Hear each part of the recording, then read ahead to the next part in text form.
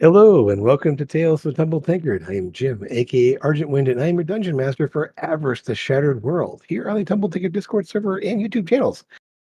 We are picking up right where we left off from last week here. The group has ventured deeper into the Thundering Steppes, the territory of the Hill Giants, primarily. And after dealing with a hunting party that had a skirmish with one of the scouting parties from Garivon, they after dealing with them, they ventured further into there after getting some information from one of the survivors there, getting a little more information from an unfortunate hill giant who just wanted to pass on and not be brought back again for the 10th time. So Brog was left to hopefully pass on in peace.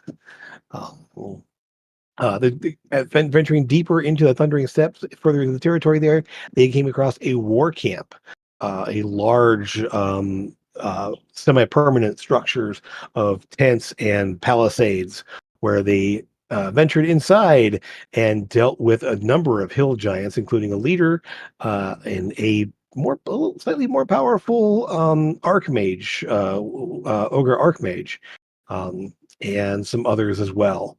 But we're picking up right there we left off. I want to say welcome back to Esk we have here today, which is good. Esk is about to see what transpired while he was away dealing with computer issues. But we are picking up right there. So let's move back over to that war camp and start up a little bit of a different audio. And so the bodies are all still here. A few are marked as unconscious rather than dead. This hill giant over here was held when we left off here, and you pretty much had him at your mercy. Just to kind of let me zoom out here a little bit there. Yeah, right about there. The Archmage pummeled and his skull crushed in, thanks to Sora down here. This being the hill giant leader, who was far and away bulkier than the rest, and this one here being the butcher, who had been working on a carcass down here. Those of you looking around, you will notice Grimbar, especially because you're standing right by there. You'll notice that the leather apron that he's wearing there, like the butcher's bib, kind of like that, is literally dripping blood, like continuously. Like not covered in it, fresh blood is dripping off of it and pooling on the ground around him. Gross. Is he still alive? No, he is not. Amethyst. Where's the blood Lucas, coming from? I'll look. The leather apron itself. It's magical. It seems to be. It is definitely magical. Yes. Okay.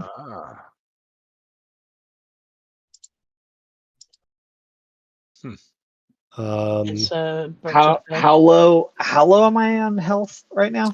You are fine. You took a little bit of damage there. We'll say you're maybe down 30 hit points roughly, because you were surrounded by some ogres over here, and while they got a couple hits in here on the air, but not a lot. You kind of kept them busy there. Two of them are unconscious around you. The rest are they are all scorched, as a fireball did go off in their midst. Which you just evaded. I don't know what you're talking about. That didn't happen. Yep. Oh, yeah. Thanks for that one. Sora's probably going to go back down to normal size here, as that would have worn off in this time period here. Yes. But the giant around Sora are all the telltale crush marks from hammers. I don't know what you're talking about.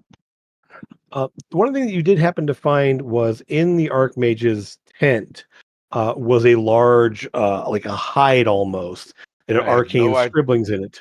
I have no idea what you're talking about. Where is it? You just okay. No. Well, it's bigger than you are. So I'd be curious to how you hit that away. I'm holding it behind my hand, behind my back with both hands, saying, "Prove it." I don't know what you're Yeah. I mean, I believe Lucas look at it as well because it was arcane scribblings there. It was basically effectively his spell book is what it was. So Yeah. it was a I'll, day I'll large hand it. roll. I'll hand it over to Yeah. the spellcasters.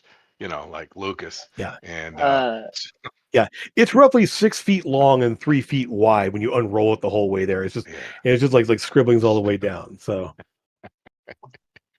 and yes, it is Get written ya. in I Infernal. will. I'll get you. You can laugh, boy. it was a good one. You have to admit So, it. We'll go ahead and take off this. I'll help Graham take off the this magical bib off this dude. sure. So only Esk was standing right here, and I did a fireball because I figured your evasion could take it, or your dexterity could take it, and try to help you out a little bit because it was looking a bit scary. Yeah, they got a couple of hits in on you, I but hope not he much. dies. If I hoped he died, I would have just let them carry on what they were doing. Right. Yeah. Now, Thank you. We did kind of leave it up in the air here. This hill giant that here was mostly untouched. He was held in place by the whole person or whole monster spell. So which is going to wear off at some point pretty soon. So what would you like to do with that guy there? He was the last one to get to the fight because he was up by the main gate, walking his way this way. I mean, do we need any information? What's the? We got a lot of information from the one we hunted down, but we could. I don't think we could tie this guy up good enough for him not to break it. We could cut his hamstrings so he can't run off. Yeah. He'll probably just die though if you do that. If you inflict any more damage on him. He's never been hit. He's almost never been unhurt. hit. That one, yeah. He didn't get hit by anything because he was beyond the range of your he hadn't gotten into the range of your prismatic spray. He was the one that was like way back by the gate up here and kind of wandered his way in at the end. So yeah, he was just outside of that range there. So he wandered in kind of at the end of the fight, kind of starting his way and then got held almost immediately. So yeah, I don't know what you're talking about. Yeah. So effectively, he is stuck in place for the moment there, but he's starting to try to break out of it. But what is this? Butcher's bib. Yeah. Oh, is this the item? Is this the item? Yeah. Yes, it is. Butcher's bib. That's very cool. Okay. And you'll, as always, magic items will resize themselves when you attune yourself to them. Right? Shoot. Does anyone want this? Slashing damage. What is it? Butcher's bib. Let you roll damage, and when you don't like it, you can re-roll it. But you have to take the second roll as it. And then slashing damage, you crit roll on a 19 instead of a 20. Oh, but it's permanently covered in blood and ooh, that's it's nasty. dark. That's what's making all the blood happen on the on the dude. And once you take it off of him, it stops dripping at that point there. It doesn't keep to that point there. Is that once I believe it does require attunement. So once you're attuned to it, it just continually does. So even when you're dead? Even when you're dead? You're not attuned to it if you're dead. Yeah, it was slowing down. Like it had been, the blood was still fresh, so yeah, okay. Gross. I don't see it. If you gave it more time, it probably would have started to coagulate and stop. So you can tuck it away for now. Yeah, I'll add it to my character sheet. We'll just save for simplicity's sake there. It will slowly, as it stops bleeding, it will also kind of shrink back down to a more normal size. Gross. So can we tell what spells are written in his spell? Give me Arcana check. I'm gonna go over to that guy I can hit you with the oh no, it's tongues, not comprehend languages. Never mind. I've got comprehend languages. I think if you want it. You speak Infernal, don't you, Lucas? Sorry, what was that? You speak Infernal, or is it Abyssal? Abyssal. Yeah. Okay. I mean, you might get a little the gist of it there. Essentially, it's fairly standardized spells. You can tell that it does get up to about 5th level spells based on the complexity of the ratings. There, you can't quite make all the words. So you can't tell what the spells are. With a 22, you can get there's a few you recognize. The most complicated spell there, you can pick and choose. You pick out a couple of the words here and there, and you think it's probably a teleport circle. There's some.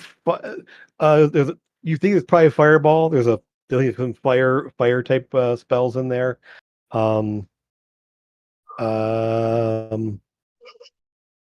Yeah, 22. Yeah, things some basic spell like magic missile, hold person are in there. Nothing. The only one you have no clue about is there is you assume it's probably a 4th level spell, just in terms of its complexity, but you're not sure what those symbols mean. Okay. Need to roll higher for that, or speak Infernal.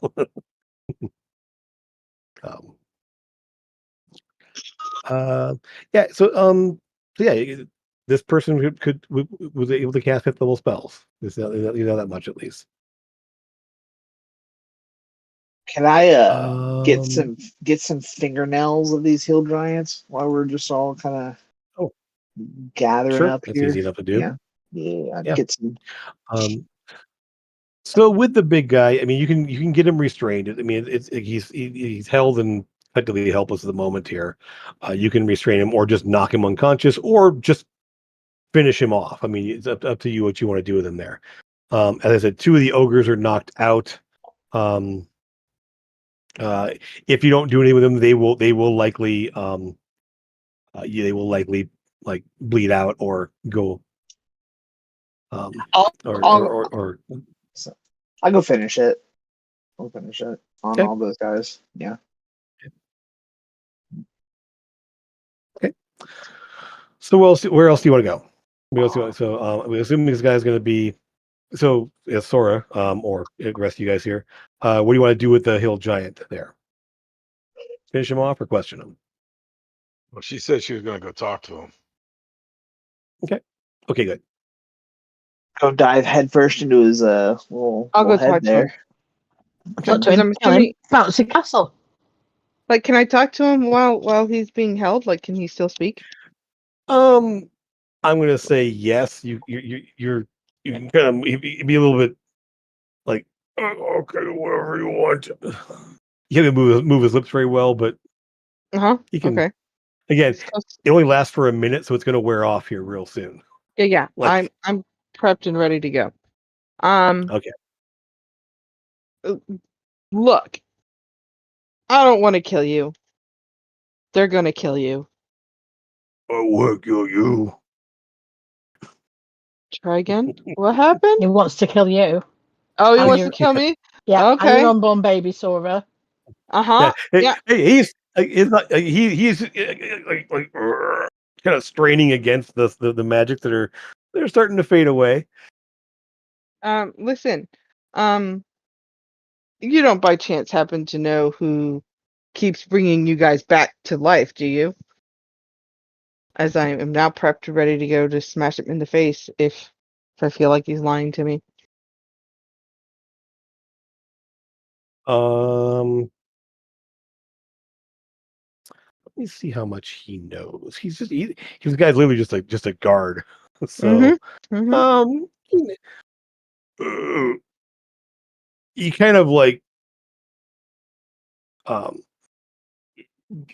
shaman types, some priests too. Shaman and priest. Yeah. Some humans. Humans.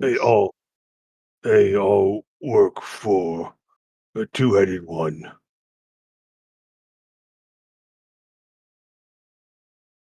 I'll report to him. Them. That was Aridin or something like that. That was yeah, the two the Brog had mentioned a two-headed the Ed in there. Etin, yeah. The Eden. Mhm. Okay. Well, let's go then, It's big a boy. little spotty right now. Okay. I mean, It's going to break essentially very soon, and he's going to want to swing. So, okay. Well, again, you guys can prep for that.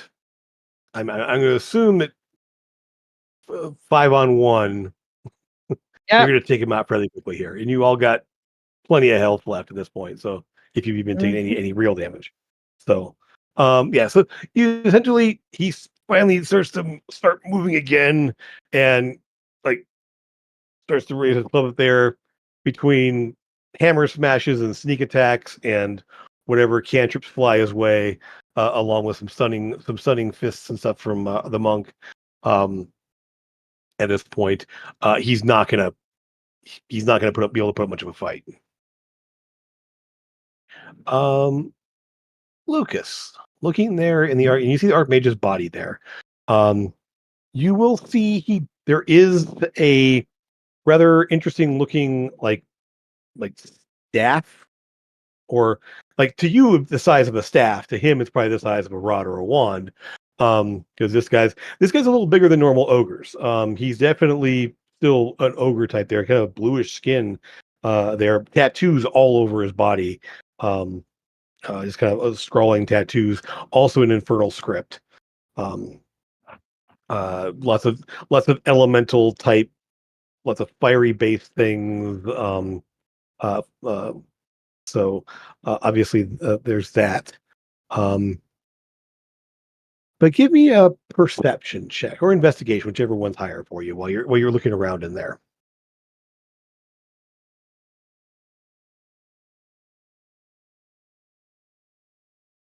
Okay. So you'll notice again, it's that staff is obviously an arcane focus. It's not inherently magical, but it is obviously like imbued with like the arcane energies that he would have used to cast magic. Um, um, However, as you are looking around, you will see um,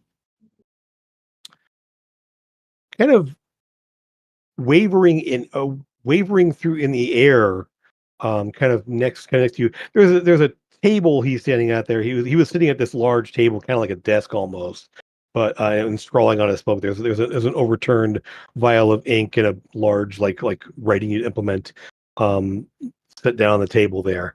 But suddenly in the room, this figure sort of like appears in the air. Tall, massive, broad shoulders, and two heads, one larger than the other one. And it stares down at you. Well, look what we have here. Yes, I don't like it at all. Meddling little pains in the rear, but Yes, we must deal with them. We know of you. Looking directly at you there, Lucas. Yeah. Lucas, isn't it? Oh yeah. Aren't you Algar and all crew? That is correct. yes, he knows. We know of you. Yes. You. I assume you've dealt, and he kind of sees the body that's there, and probably is kind of like looking out there. You've dealt with the war camp then? Yes. One of them. Hmm. Well, a minor setback.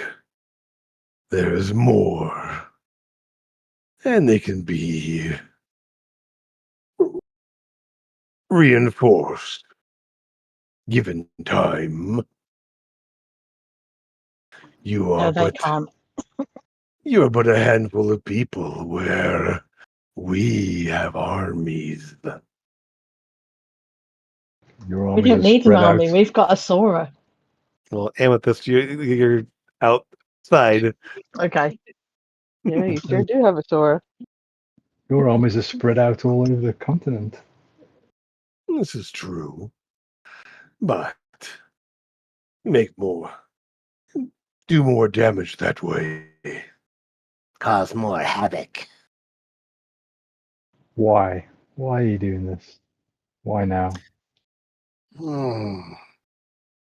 Should we tell him? I don't see why not. It's fun. He looks down at you. Some of us do it because it is in our nature to destroy, to take, to consume, to eat, to smash. Some of us do it to pay off debts for that which was provided to us.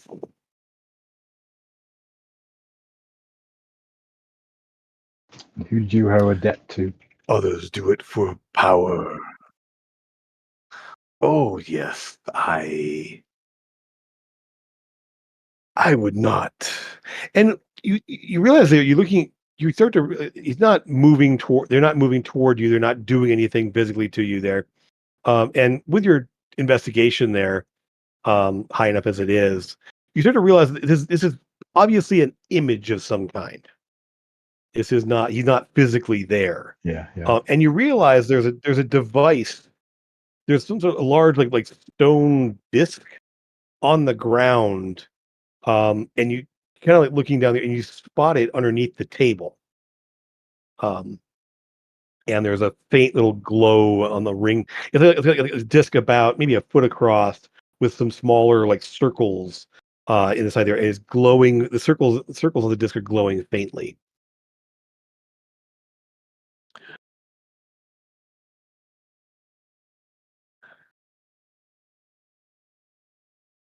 Our debt is to someone you've met, someone who's told us all about you. Yes, yes, Father provided us all of our teachings and tutors, gave us knowledge. And he shifts to almost uh very rough sounding but fluent Elvish. Yeah. Oh, the vampire. Full Wayne. That's not. The rich dude from No. Jovia who's paying people to do horrible things. I don't know. Provided us with tutors and teachers and materials to learn magic from a young age. We have been teaching others what we know. That was one of my kind of. You see him kind of the two heads. That was one of our more successful pupils. Very, very pesky to lose him. He was one of your more successful. Yep. But went down on a couple of hits. Didn't even cast a spell. Not that successful. There. Knowing more of your capabilities He obviously wasn't able to act. Yes, he was held, I'm sure. Otherwise, he would not have been so easy to take down.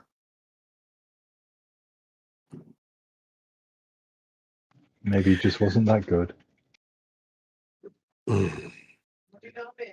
There are more, to be certain. What is it you want to do here other than to be pests?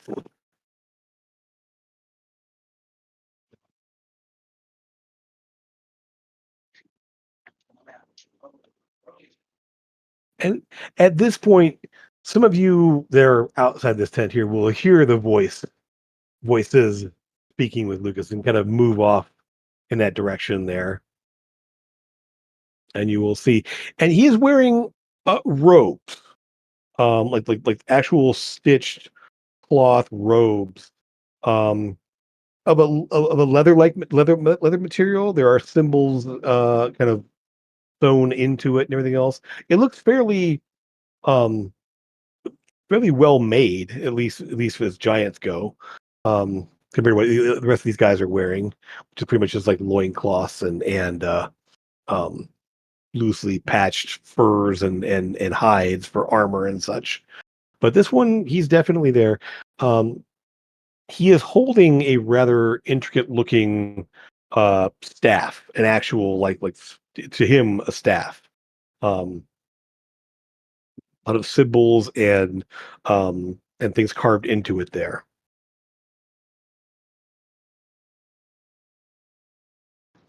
What do you I know will of the? bet. Sorry, I was going to say, Good. what do you know of the chain wielding one? Oh, of course you're looking for him. Hmm. Perhaps it's time to introduce the two of you, or introduce him to your little group. Might be rather fun. Hmm. Well,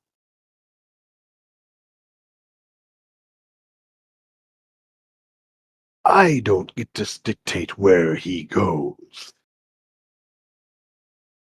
but the sources of the river, he kind of points out in the direction where the river that you crossed over, that you flew over essentially to come over to this war camp.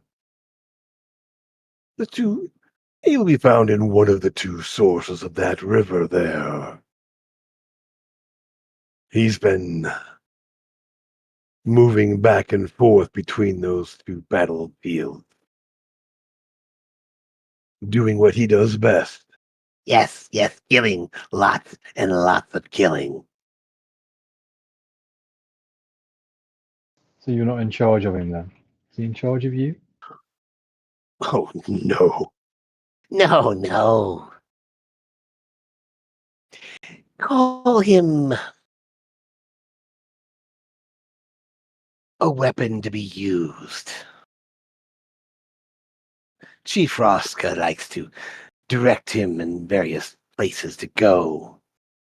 Keep everyone off balance.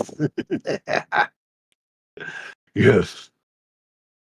Chief Fob loves to just sit around and bask in his power and tell people what to do. But Rothra, she is the one that has more of a tactical mind. Yes.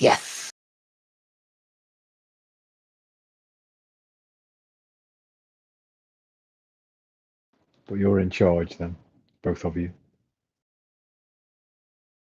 We deal more with coordinating our magically inclined servants.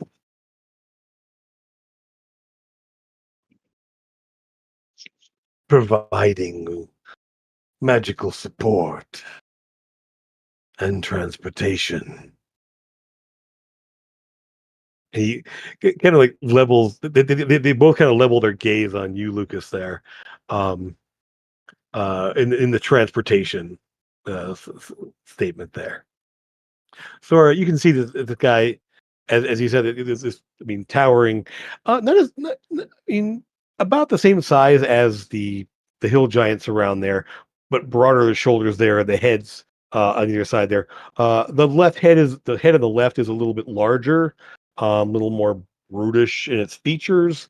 One on the right, a little bit skinnier, narrower, and kind of sits off at a bit of an angle. Um, but obviously, both are able to speak very well, and they are speaking primarily common to you all.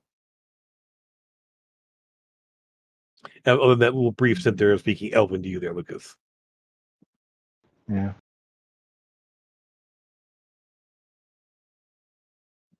I'll look to the rest of the party. Is there anything else we want to know?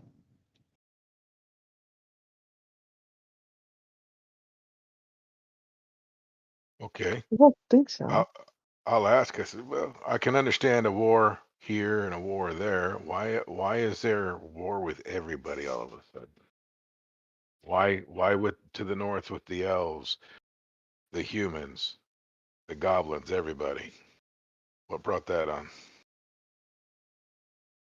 Well, if you're going to fight a primary foe, Then you isolate anyone that could be potential allies.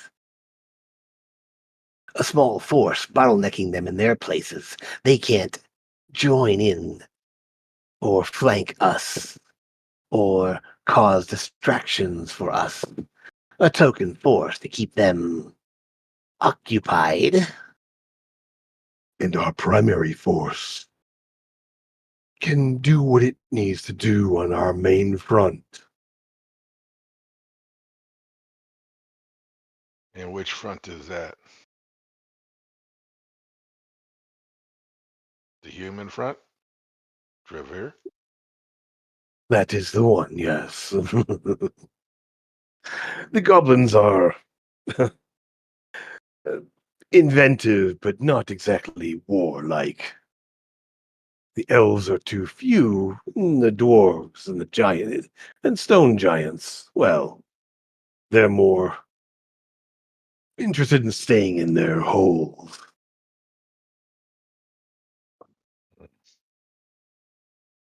I'll have to see what I could do about that, lad. There's little fighting to be done there. Occasionally some skirmish breaks out along that area, but our forces there are more than up to the task, especially when bolstered by the chained menace. He won't be uh, a tool in your box for much longer. Interesting to see what happens there. Yes, see if you can avoid being strangled and shredded. I'm so looking forward to killing these dudes. I mean, if they were so tough, why aren't they here? Why are they just, making a telephone call? Video chat.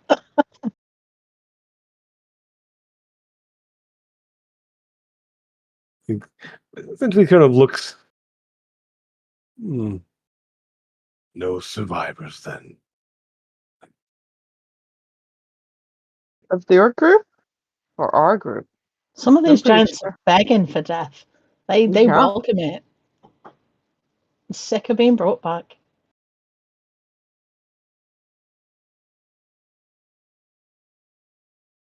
They will rest. They will rest.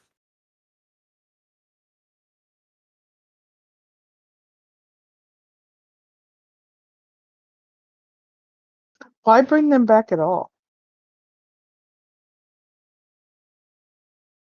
Or soldiers to continue the fight. Why else would Right. it be? But like 9 times? I mean, if they could just not be killed, it'd be better. It's a matter of continuing the fight if there's a chance to replenish your forces in a rapid manner, then you do so. That's just not right. I have no doubt there are those among the humans that are bringing people back from the dead as well. When someone valuable falls, spending resources to return them is tactically sound. We do the same. Only our soldiers are more valuable than yours. Is that why yours are all dead here and then ours are still alive? You're not the average soldier, are you? Of course, someone against your skills and equipment and experience is going to be much more of a match for an average foot soldier among our army. Well, But your soldiers will be crushed under ours. Nope. So when do we get to kill you? I mean, meet you. Oh, I'm sure at some point it will happen. You tend to get around to be, as we said before, a pest.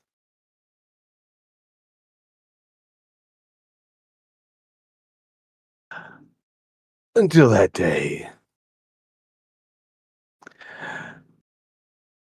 Shaken says what? And he basically just fades away. It just fades. Ugh. can't wait to pound that guy's face in. And then the other one. I wonder where they are. Can you scry on them? No, you Now that we've seen him, see them maybe. and you know their What they name. look like, yeah. Yeah.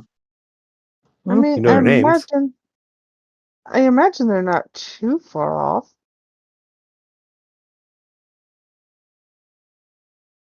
I don't know, it's a big area. I'd have to see the map. I know the general area. I remember where it's at on the map. But I left the tent and I went to go stand guard. It wouldn't surprise me if they summoned or teleported somebody nearby. Okay.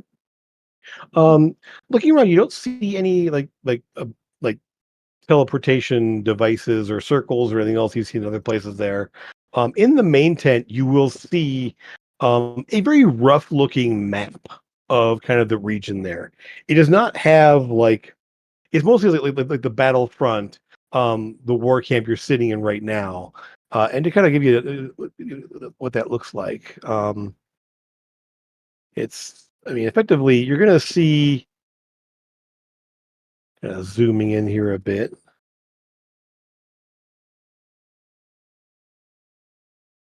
Come on now. Zoom in here. Shift ping. There we go. Okay, here we go. Good. So yeah, the war camp being right about there where that red line is across the river. You will see kind of X's, just rough X's drawn up in this space and this space.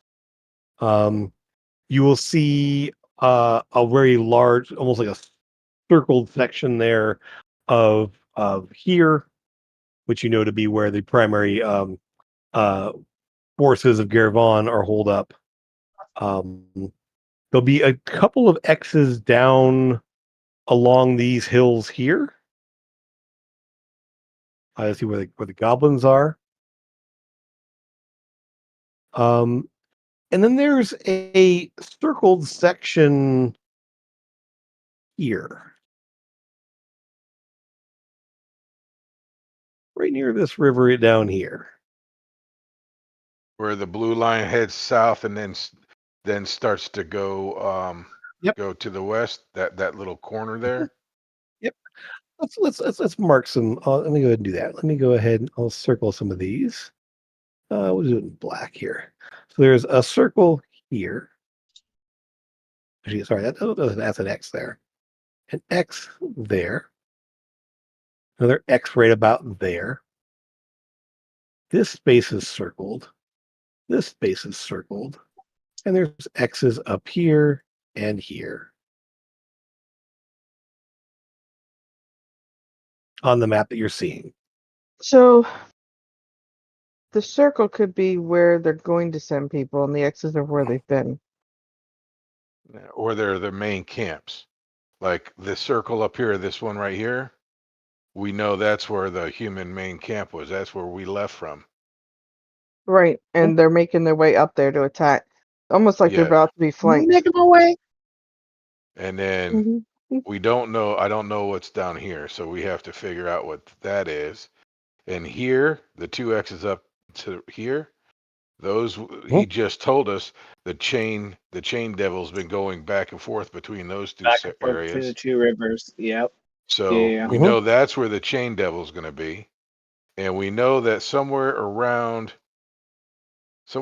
here is where the chief's camp is, where his main according to Brog, it's not on the map here marked out, but yeah, it's not according to Brog, it's somewhere around here.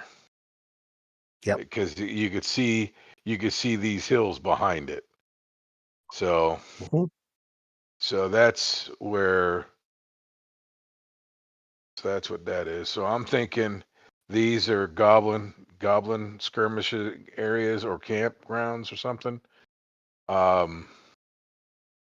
We know the elves are up here and the dwarves are down here somewhere, aren't they?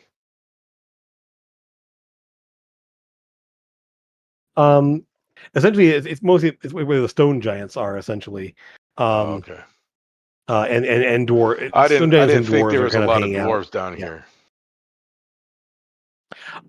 There's not a lot. There basically some various mining like outposts and stuff down here. A few clans here and there, sporadic. You do know that there is down right around. You were aware that somewhere down where this diverges down here is a dwarven settlement known as Silverwell. It's a major mining settlement down there for silver. Okay. Silver. Yeah. For quicksilver, actually. Silverwell. Yep. So it's right in that area there. And we are right about. You are right about there where that little that red line meets the river. Cool. Let's just head straight to the mountain. Go that far river. And go see if he's up there. Pound his face in. And let me refresh our memory. Now, just before we got here, the morning before, well, this morning, because this is about midday now, maybe a little bit later afternoon, but this morning we saw them marching westward in a big column towards the main camp. We did notify somebody, right? We did send a sending to let them know that they were coming. Yep. Yes. Okay. So they could prepare. Yeah, pretty much. Yes. You were heading up sort of north this direction there, and saw the force heading that way. Okay. Let's just go straight to the mountains. We might want to tell them about this circle down here, though. Yeah, we need to make them aware of the fork of that river. They've got something marked there if there's something there. So. Well, we can show them the map, can't we, and let them mark them on their maps. How can we show them their map? Unless they're clairvoyants. Aren't they coming here to come and destroy all the bodies and everything? No, that was way over here. Yeah. Now this one, we're going to have to take the fence down, use the gates and the palisades, and we're going to have to burn them ourselves. Fire time. Okay. So we're going to take a long rest, or a short rest so she can get in giant form and start dragging these big bad boys around, put them in a big pile, and we're gonna fire them up ourselves. I could do that. I think that's the best. I think that would hold be up the his best. little bag of fingernails and be like, if we could get a potion maker, we all could help with moving things for sure. I don't think we have one around here. Yeah, we're 4 days from the closest one, maybe. Ooh. Well, I'll just keep collecting then, and maybe later we get one. Yeah. I'll go giant and just start If Miss pulling Molly stuff was out. there, she'd handle them all by herself. Yep. You start dragging bodies in there. Yeah, so back to the camp there. I don't need a rest for that, by the way.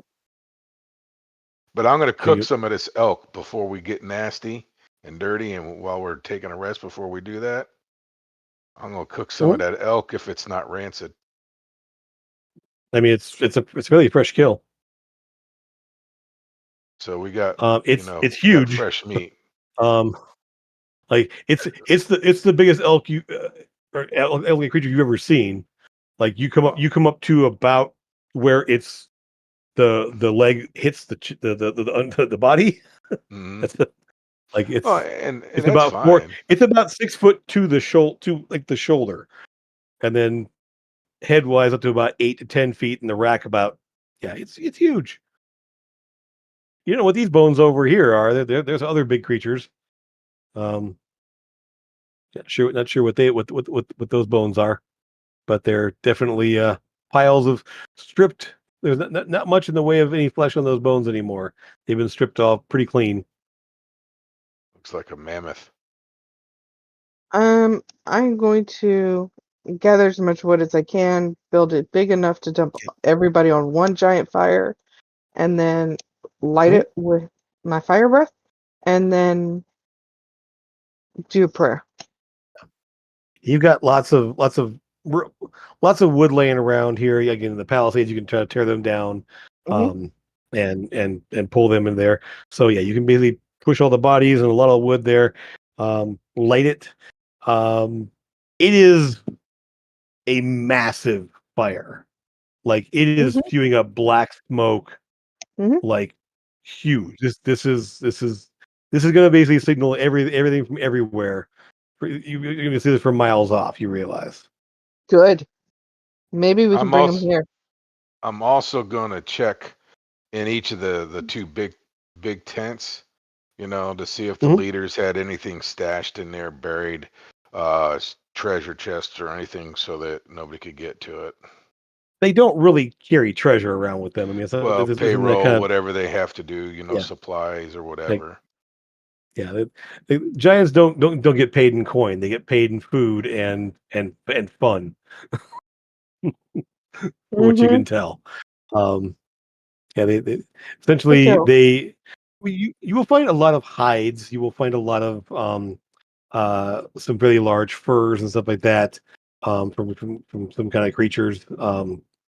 Like kind of like skinned elk hide. You'll find some very rough, kind of very orangey black furs, like hides as well. Actually, you don't find much. Actually, back, you don't really find furs here. And you're thinking about it, as you're moving across the plains there, you didn't see any evidence of any real predators.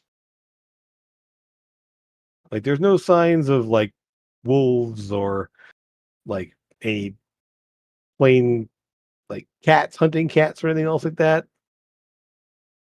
There really aren't. You didn't see any signs of it. Who has the highest survival check there? You realize that the giants are the apex predator of the plains. Yeah. No other predators are going to be able to compete against them, and if they were here, they would have been wiped out by the giants. I'm gonna put these two lanterns. I know they're kind of big, but they're not real heavy, are they? The ones that they're are on big. top of the post right here. They're like 2 foot tall metal thing like that with some sort of some sort of like goop inside. It's giving off light. Oh, it's goop. It's not magic then. It is sort of magic. It's some kind of so effectively when you look at them, it's some sort of either alchemical or some sort of like weird concoction in there that just burns super slow.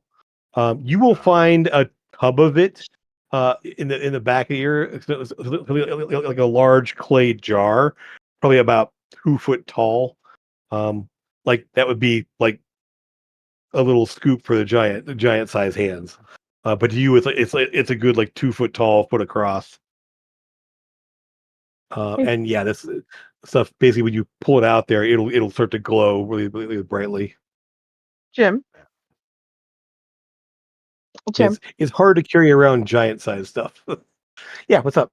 We're going to send a message to the elves and the allies, whoever gets it first, to stay away from the black smoke. How do you do that? Sending stone. You don't know them.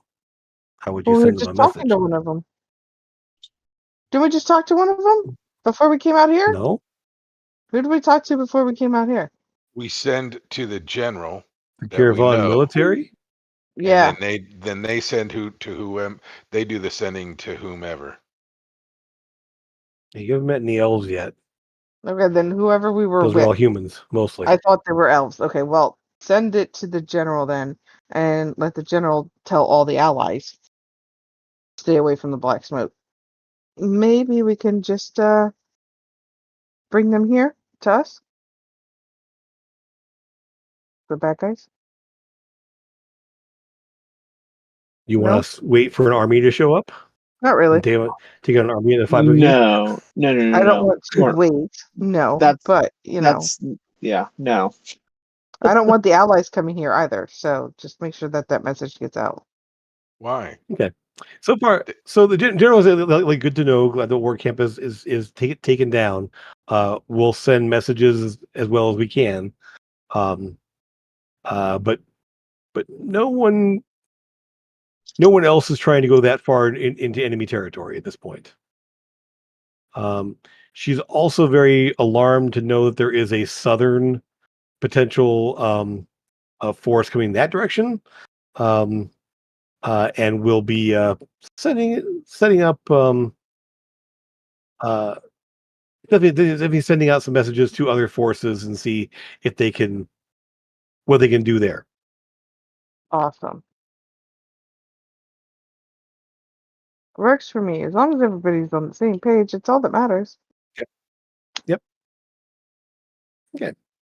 Other than that, like I said, this obviously is a very functional war camp. It's not really a place where they're storing any luxury type goods. It's all just like it's all just meant for a temporary waypoint, place where they can have people stop off, reprovision, and move on.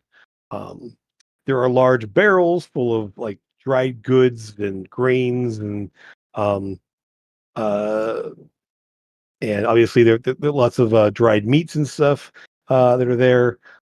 It's all pretty much like I said, a temporary stopping point for forces to come and go, essentially. And it is the closest thing to the main bridge that goes across the way as well. So it actually is.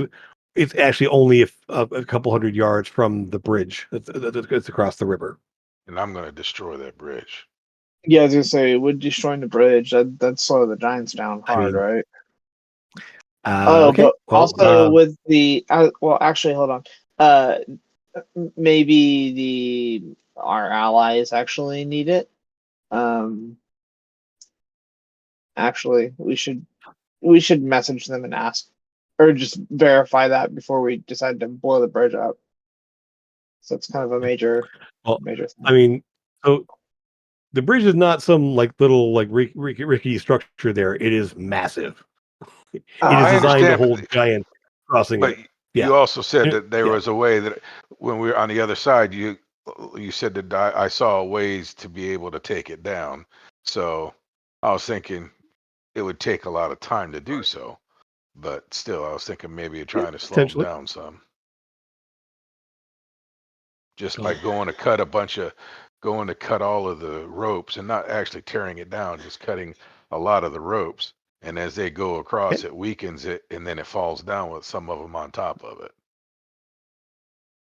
That's basically what I was thinking. Well, definitely try to mess with the bridge there. So I'm going to put this out here. So the time to take all the giant bodies and build the bonfire and all that, message everyone, look at all the maps, search the camp, do all this there. It is evening at this point. It's going to be hours as you do this. You also got some resting time in there. So you can. We don't have to worry about the bridge. It was just a thought, a side thought, is all I'm saying. Yeah. I mean, I'm not saying it can't be. I'm not saying it can't be done. I'm just saying it's like you might need to divide and conquer on some of this here because Thor is doing the primary like dragon. I'm not going to make her do that by herself. Situation there. Yeah. I mean, yeah, you obviously dragging some wood around and all that and setting it up there. You can do that. It'll take a couple hours to get that really done and up there. So, but the bodies are going to be dead weight. That's going to be a lot harder. They're in a group. I'm just going to build the fire around them. So pile them up there and build the fire. Yeah. Yeah. I mean, they're not that heavy. Yeah. I mean, well, actually, they like imagine. So you're 6 foot and weigh how much?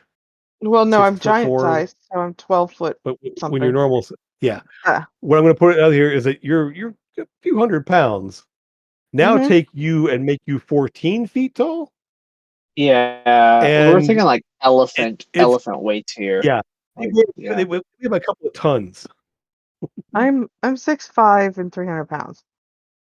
Yeah, so now take you to 14 foot and proportionally move you out. You're going to be probably about 2 tons. I am 2 tons. I like 2 tons. So you can kind of pull some bodies into the middle there, kind of drag them into here. You're not dragging them across the camp. And yes, kind of. I'm picking up some of these things. Yep, you got the wood there. You got some of the structures on the side over here to pull it and drag it in there. Big pile of wood over here. Yep. So yeah, again, you can, and those of you who aren't huge can at least drag over bundles of wood and everything else and stuff it all in there. Not hard to do. You're able to kind of do that in probably about 2 hours worth. Once you get all stuff there, get it all lit up there. It's late afternoon. All the searching is happening there. Probably by early evening. If you want to go out and check out the bridge, then you can probably get that done by about sundown. Want to start messing with the bridge. And give me. So who's on bridge duty? Who's heading out to the bridge? I'll do it. Okay. I was committed to getting fingernails, so I'll help with the bodies. Yeah. I can go down to the bridge with it. Okay, so you give me an investigation check down there just to see what you can spot in terms of how the bridge is. Okay, yeah. So between the two of you, you with your eye for traps, Lucas with your eye for just structures and everything else, you are able to find that yes, this bridge could be taken down, especially from underneath. There with some of the supports, with some of the it's not they're not really like tied, like roped off. It's really like I mean, you're talking it's about 8 to 10 feet across, multiple like large logs all lashed together and everything else. And so you kind of figure out where ways where if you sever these ropes here, if you weaken this support over here, if you do all that there, it likely would collapse with something heavy moving across it, like a group of giants. It's not falling apart now, but with enough time there, so by about sundown, you're fairly confident that bridge will collapse if giants walk across it. Okay. At least a section of it, not the entire thing, but like you've definitely made a weak point that as they walk across there, it will collapse, and then obviously make it very hard to cross. Do we also want to just make sure there's nothing in the tents that of any usefulness, and then like take those as well? Like destroy them? And you've destroyed the tents? No, we searched through the tents. Okay. Yeah. Okay. I mean. Yeah, you found. I mean, you found the map that they were using in the main tent. Lucas, that disc that's there still is somewhat magical. It's about a foot across, a stone disc. It is something. You're not sure exactly. Again, it's very similar in some way to a scrying focus. So they In could find in us its if we function. take it with us. Not if it's in a More on the lines of space. more on the lines of it's essentially you can essentially project an image from there and see what's around it and talk through it and stuff. So it's almost like a hollow projector in a way. Yeah. Yeah. But shall we destroy it? I would like to. Actually, if we had the other side of it, that'd be an interesting little gadget to have. I mean, we can already do very similar things anyway, so I don't think it's that groundbreaking technology that we need to take it with us. Well, I Especially mean, if it's connected to a netting. if Grimbar wants it for his own house and his things that he's doing back in Port Oris, he could. Yeah. Well, I'm not opposed to destroying it. Don't get me wrong. Yeah. I'm just saying it would be an interesting gadget if we had the other side of it. If there's two of them, you need two of them to work. I'm just saying it would be an interesting gadget to have. That's as a conversational piece. That's all I'm saying. My thing is though, like if we take it, we'd have to deactivate it somehow, and then it would render it useless. But still could be scryed on, and that's what I'm concerned about. I mean, let's just throw Exactly. Yeah. He's seen you. He can scry on you. He knows your name. He knows who we are. He knows our scry names. So he can scry on us anytime he wants to. It doesn't add any risk to us.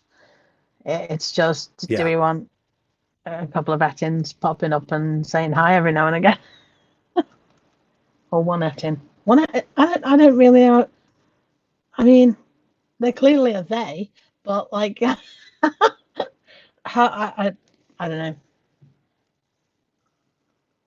It's one Ettin, two minds. It's one entity, but two personalities and two heads. Yeah, but everything else is one. So it's one Ettin with two heads. But all Ettins have two heads. Mm-hmm. Well, exactly. Yeah, that's what makes them Ettins. But I can't get my heads around it. By the way, Nance, I have to say I love your t-shirt. Thank you. I love my t-shirt too. Yes, we need more of those. Yeah, I typed it out. Okay. So you guys can take the device, put it away, seal it away, something like that. Like most scrying things like that there, you put it in a bag of holding, you put it someplace in exponential space. If you just cover it up completely and it can't, like it's not going to work. It's like when you cover up a crystal ball, you can't see through the crystal ball. It's a little like that functionality, just a little bit different in terms of like what it can do. So yes, you could just wrap it up in cloth and tuck it away, and it's not going to do anything. I have a satchel of secrets we could put it in. There you go. It's bigger. The satchel only holds like the satchel normally would hold, so it's going to be. We've got a portable hole. We've got bags of holding. We've got plenty of places we can throw it. Yeah. But you're right. You could, if you empty the satchel out there, you could tuck it in there. As a muton. Yes. It would render it completely unusable while it's in there. And I have nothing in there. I haven't had to put anything in there yet. You could just wrap it up, stick it in there. It's going to fill it up. It's going to be pretty clunky on there because it's a stone disc a foot across, but it will fit in there. It's all yours, dude. Cool. Who picked up the apron? Esk did, I believe, took it away. Esk, I believe, yeah. It's Okay. either going to be him or Grandpa. Yeah, I did. I did. Wait a minute. Well, I just picked it up. I don't. I actually decide. You know. Is it the weight and size of a large book? Roughly. Okay, because that's as much as the satchel can carry. Yeah, the weight and size of a like I said, large book. if there's nothing else in there, it would fit there. Yeah, it's rough. Yeah, it would fit in there with nothing else in there. Yeah, if you empty it out. Okay. Yeah, I'm not allowed to practice my my job, so I haven't had a reason to use the satchel yet. You said you couldn't. He doesn't like people stealing, so I haven't been able to practice my my what is it? It all depends on who and what you want to steal from the party. I have a problem with that. No, I would never do. I would never do that. Seriously, I would never steal from anybody in the party. Good. Right. And we're not worried about it. Yep. Yep. I mean, I'm a if little you worried want to about go it. around and pickpocket a couple of gold off of like people on the street, go right ahead. It just doesn't gonna matter. Yeah. Just like, be careful, Grimbar. If you get caught by the city guard, I don't know that we'll know to come get you. Oh, they gotta catch me. Yeah. All right. So we're spending the night. It sounds like. So yeah, I would set it on fire in the morning. I don't want to sleep around burning bodies. I think we already established that it got set earlier. So fire breath already put it on fire. It's on fire. It's been burning for hours now. No, you just sleep upwind. Oh, okay. There you go. And so I'll take first watch then. Okay. Okay. I'm gonna get my beauty sleep then. Okay, so let's see. Let's just run through watches then. Who's doing what? I'll do first watch. There could be things happen. I will do watch. We got Grim and Esk on first. Yep. Okay, who wants second watch? I am on top of the. Are the tents still up or no? Yeah, I didn't bring them. Yeah. We're gonna use them. Might as well. So, yeah. I'm sitting on top of the main tent. I'll join you up there. All right. Okay. So all right. So you're sitting on top of the tent there. Okay. Who's on second watch? I can take second. Okay, Lucas. Okay. And third? Me and Sora. Yeah. Okay. Because there's no way that I can actively perceive anything. And there's no way that I'm letting Sora out of my sight. Well, I went away. I went to go sleep. Okay. So, Grim and Esk, your first watch passes fairly uneventfully. The smoke is sputtering and it's mostly it's kind of dying out at this point. It's kind of smoldering and there's still black smoke coming up from there. But again, it's nighttime. You can't really see it. But you see kind of the embers and the burning the fire out here. It's been burning for hours, and so it's starting to die down a bit. There, it's not quite as bright. You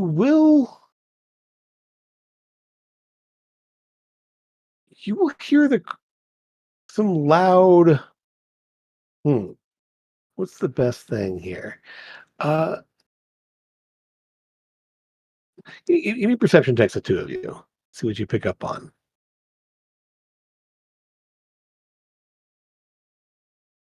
Excellent. Yeah. Good. Okay. Grim, you are definitely hearing the sounds of the wind and just kind of there's just kind of a lonely cry of something, maybe a bird of prey or something just off in the distance somewhere.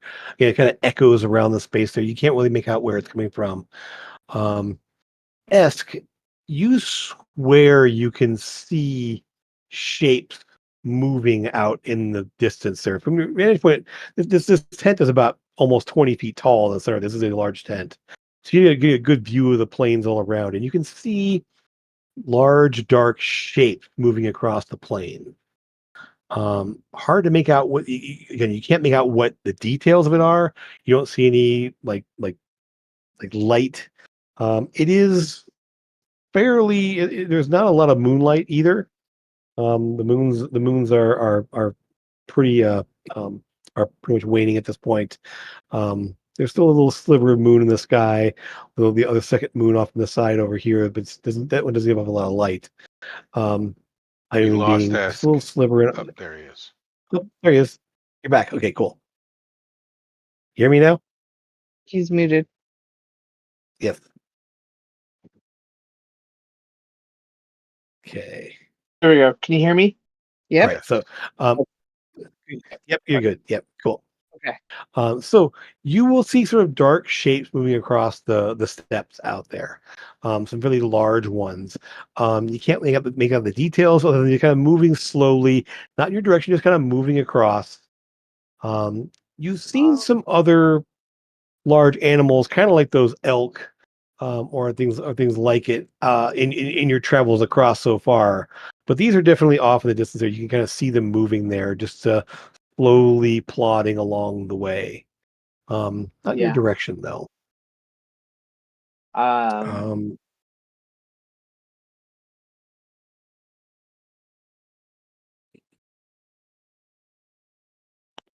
yeah, I mean, I'll just make note. I'll just point it out. Yep. And yeah. So Grim, it's too far away from your tremor sensor and all that, but even if this isn't there, there's definitely some heavy footfalls just kind of rumbling the ground a little bit, from some large animals out there. Probably on par with these animals down here, these skeletons that are down here. Okay.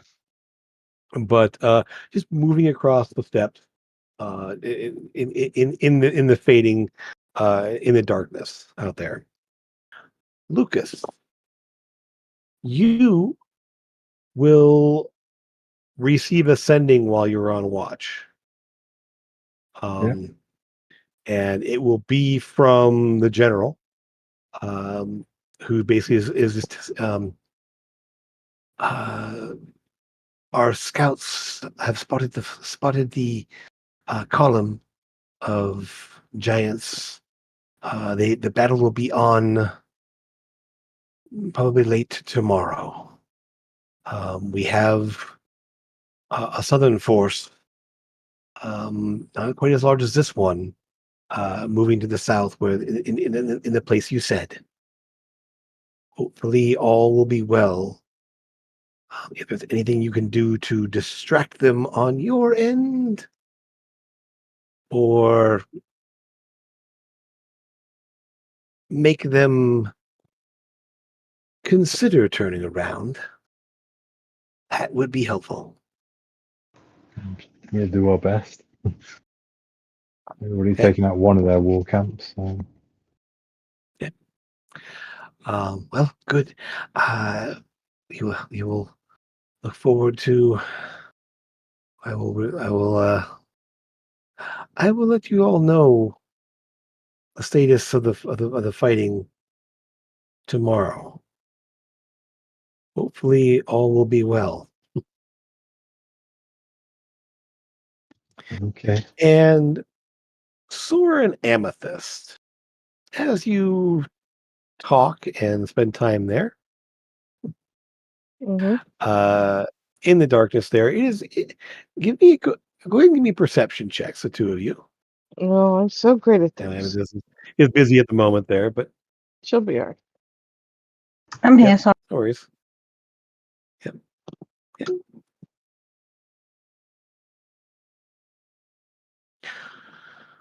Sora and Amethyst both, you hear a loud rush of air.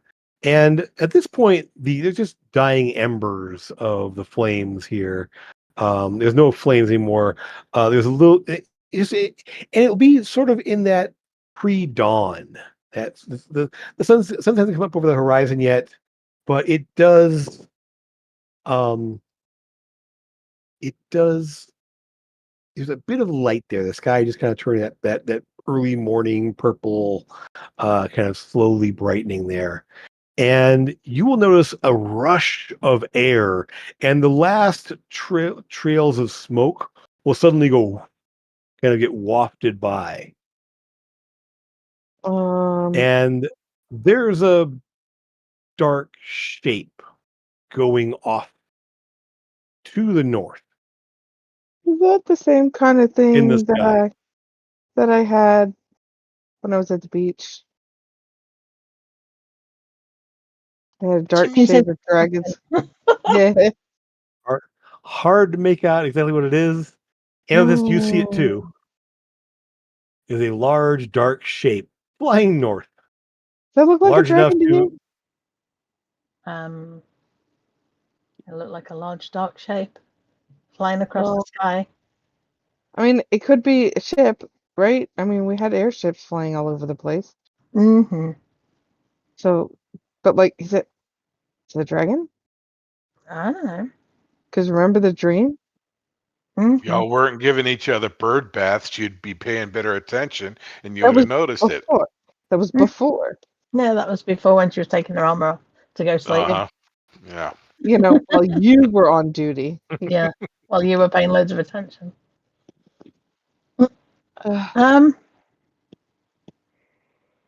You're just I don't jealous think you we missed can me getting safely naked. find out. I don't think we can. I mean, no, because I'm not going that way without waking everybody up to do so. And well, it is almost time to wake everybody up. It's pointless. And she doesn't have her armor on. We'll just keep our eye on the sky, and then if we see anything else and it comes closer, then we'll obviously wake everybody and stuff. But so the sun starts to rise. Can you? Yep, I'm going to be robot for a second there. Better. Okay, go Yep, on. So the sun starts to rise there. It kind of cracks the horizon, and give me one more perception check, the two of you, as you're kind of watching the skies and paying more attention to this point.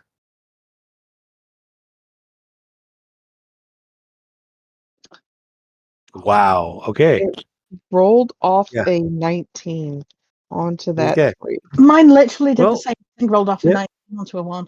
I can't believe that. Well, I will say this. You spend the time kind of like watching the sky, but you don't see anything specific. You don't see that shape. You don't hear that rush of air anymore. Whatever it was, it's long gone.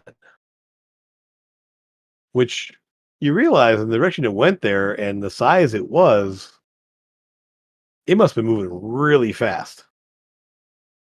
It was like, and which way was it headed? It's only Toward the north, mountain or north? Okay. just north-ish. I think it's time to wake everybody up and let them know what we saw. All right. I could just picture it. Them laying back in the dirt or in the grass, talk with each other head to head, just off talking butterflies. And this happens, and we just, oh, look, something flew into the air. You just kept talking. Sorry. No, that's how was it heading?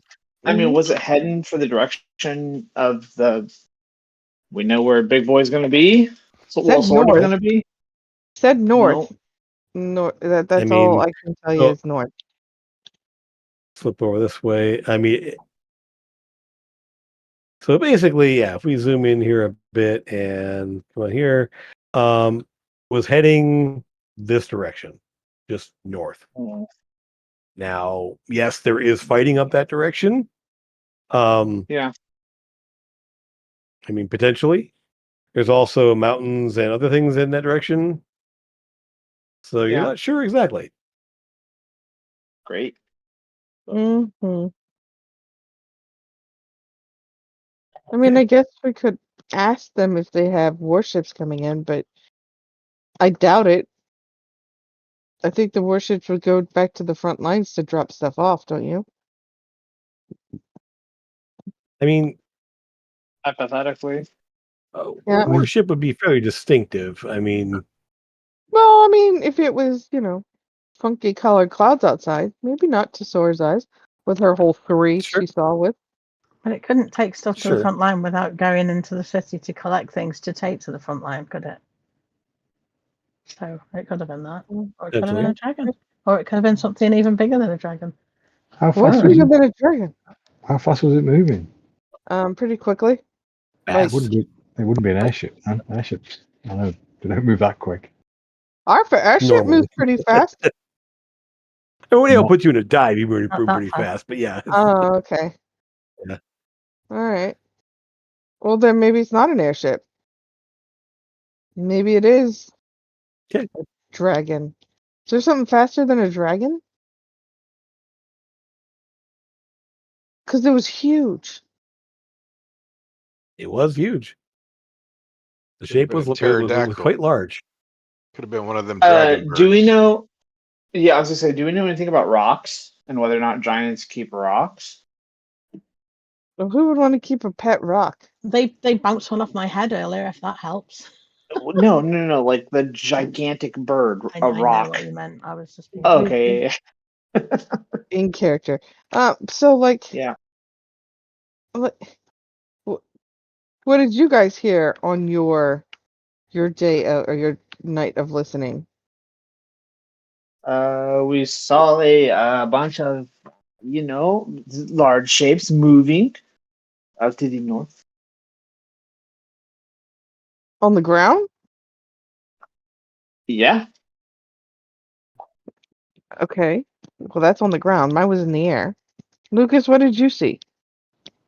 I didn't see anything. I got sending from the general, saying there's going to be a fight tomorrow.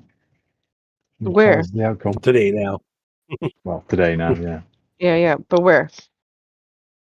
Where they are at the Forks. Where we saw the army was going. Yeah. So they're also sending a force down south to the other place that was marked on the map. All right. What else did she say? Sending 25 words. It's not a lot. Yeah, not much more. Not much of a conversation. Yeah. I thought she said she wanted us to go down there and try to help the southern forces and see if we could stop them. No, she said we could see if we could distract them some way. See if we could get them to turn back by making noise of this end. Sora points at the giant bonfire that has gone out. That wasn't a distraction enough? They wouldn't have seen it 100 miles away. Then let's just make it bigger. Was the thing you saw the size of a hill giant? Bigger. It was flying. Bigger. Yeah, but we know that the chain rebel giants can get around really quickly. We don't know how. Y'all saw me, right? When I was a chain devil? Because I couldn't see me. Yeah. Yeah, but he's not a chain devil. He's just carrying a coin. He's a giant with a coin. The chain devil is the creature in the coin. Yeah, but could an ogre fly then? We don't know what the coin does. Yeah, that's true. It could literally turn you into a dragon and let you fly around because we know that thing is moving around quickly. Maybe he's got a mount. I mean, who knows? Well, I mean, we did see there weren't dragons flying. Was it a dragon flying? When we went over to Dravier the first time? Well, if I remember correctly, there's only a couple of dragons, actual dragons, around, and they're over in Drakal. So I don't think it was a dragon. I am more of the thought of it's a large bird. Sora will remind you of the dream she had. Okay, well that's a dream, and you're talking about gods. It wasn't really a dream. It was a god who sent me a vision who said to go do the thing. Okay, but I will that was What? My whole argument was that's a god. I don't think it was a dragon. So that's all. I'm just trying to figure out what we're gonna do. We were gonna go east, but now they're asking us to go help them in the south. What are we gonna do? They asked us to create a No. distraction, not to go to the south. So we could stay literally where we are, just try and do something to make them come to us. 100 miles away. We could figure something out. I don't know what. You do know they have ways of communicating, similar to how you do. Just putting it out there. Like they have communication devices and stuff, and there are spellcasters among them. So the same way that you guys have the ability to communicate over long distances, you assume they probably do as well. Both forces you've seen so far had spellcasters among them. Yes. So it's possible we've already created the distraction.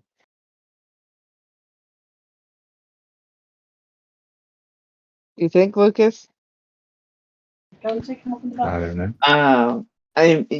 The big guy said, we killed one of his most important people yesterday. Yeah. One of his more promising students. One of his more promising students, which was rather annoying. Yes.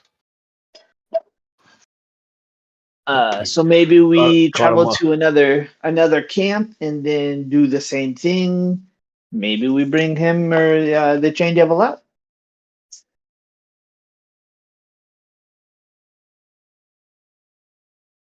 Maybe. You have the morning. Essentially, it's fairly quiet and calm for the most part here. You guys scan the horizon, look around there. You will spot at least a herd of large quadrupedal creatures of some kind, of a variety you've never seen, none of you have ever seen before. They are not elephants, by the way, but they look, they're from hard to see scale from a distance, but you can see them from a long ways off, and they are large. Like they are massive by looking at it, and there's quite a few of them walking along in a herd, kind of off, and that's kind of off to the southeast a bit, roughly in the direction you think you heard things moving last night, because you kind of heard them and saw some shapes off in the distance there, that direction there. So it's probably somewhere off. Yeah, it's somewhere off in that way. So, but you can spot them at a distance. Like a large cluster, a large herd of these things, like wandering the steppes. Can we mark a long rest? Yes, absolutely. Between your shifts of your night watch there, yes, you can go do a long rest. You are all rested up again. Other than that, the plains look the steppes look fairly quiet. You don't see any other forces. You don't see any other plumes of smoke around. You don't see any other large creatures or anything else. The sun is rising up over the mountains to the east. So as you kind of look off there, you can kind of see the jagged horizon as the sun kind of pokes up above the mountains there and starts to rise up in the sky. As you determine which way you want to go, what you want to do. Lucas, I have a question. You have a couple different locations. Yeah. Would you be able to scry on the chain devil itself? Because we've seen it, we know what it looks like, we know its name. It's not the actual chain devil, is it? It's in the coin. It's the person who's holding the coin we need to scry on. I could try it.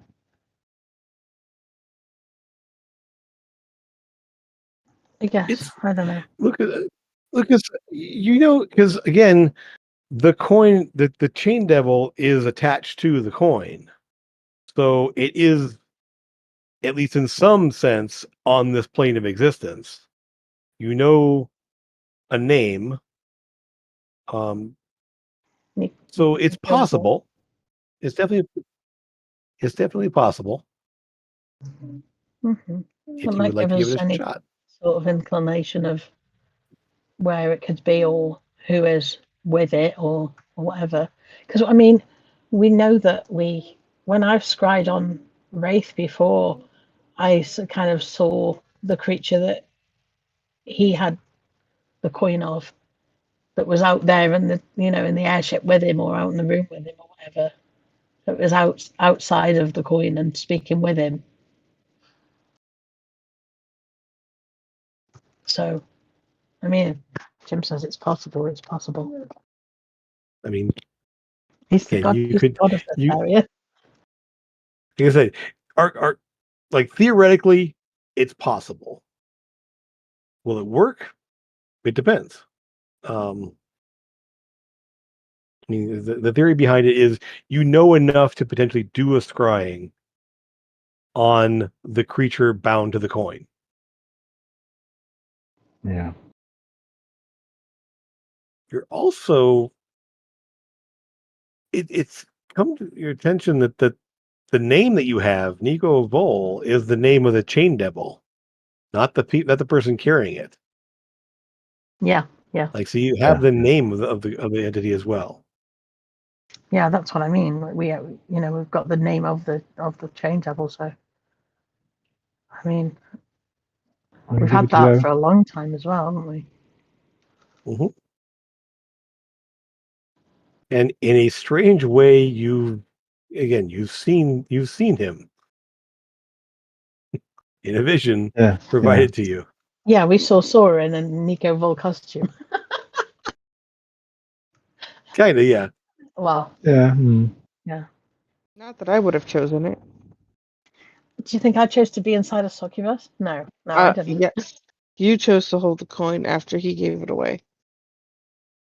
It was useful. Yeah. Well, I can try it then. Yeah. I'll cast Scrying. All right. Okay. So you spend some time kind of setting yourself there, kind of working through the spell. It is a 10-minute cast, as you guys are kind of doing your morning things here as you kind of work at it there. You do have the crystal ball that acts as a focus for this, which does require a focus for that. So you kind of pull it up there, and yes, you will get a save with some modifiers, technically. So let's see if I'm gonna actually do this one.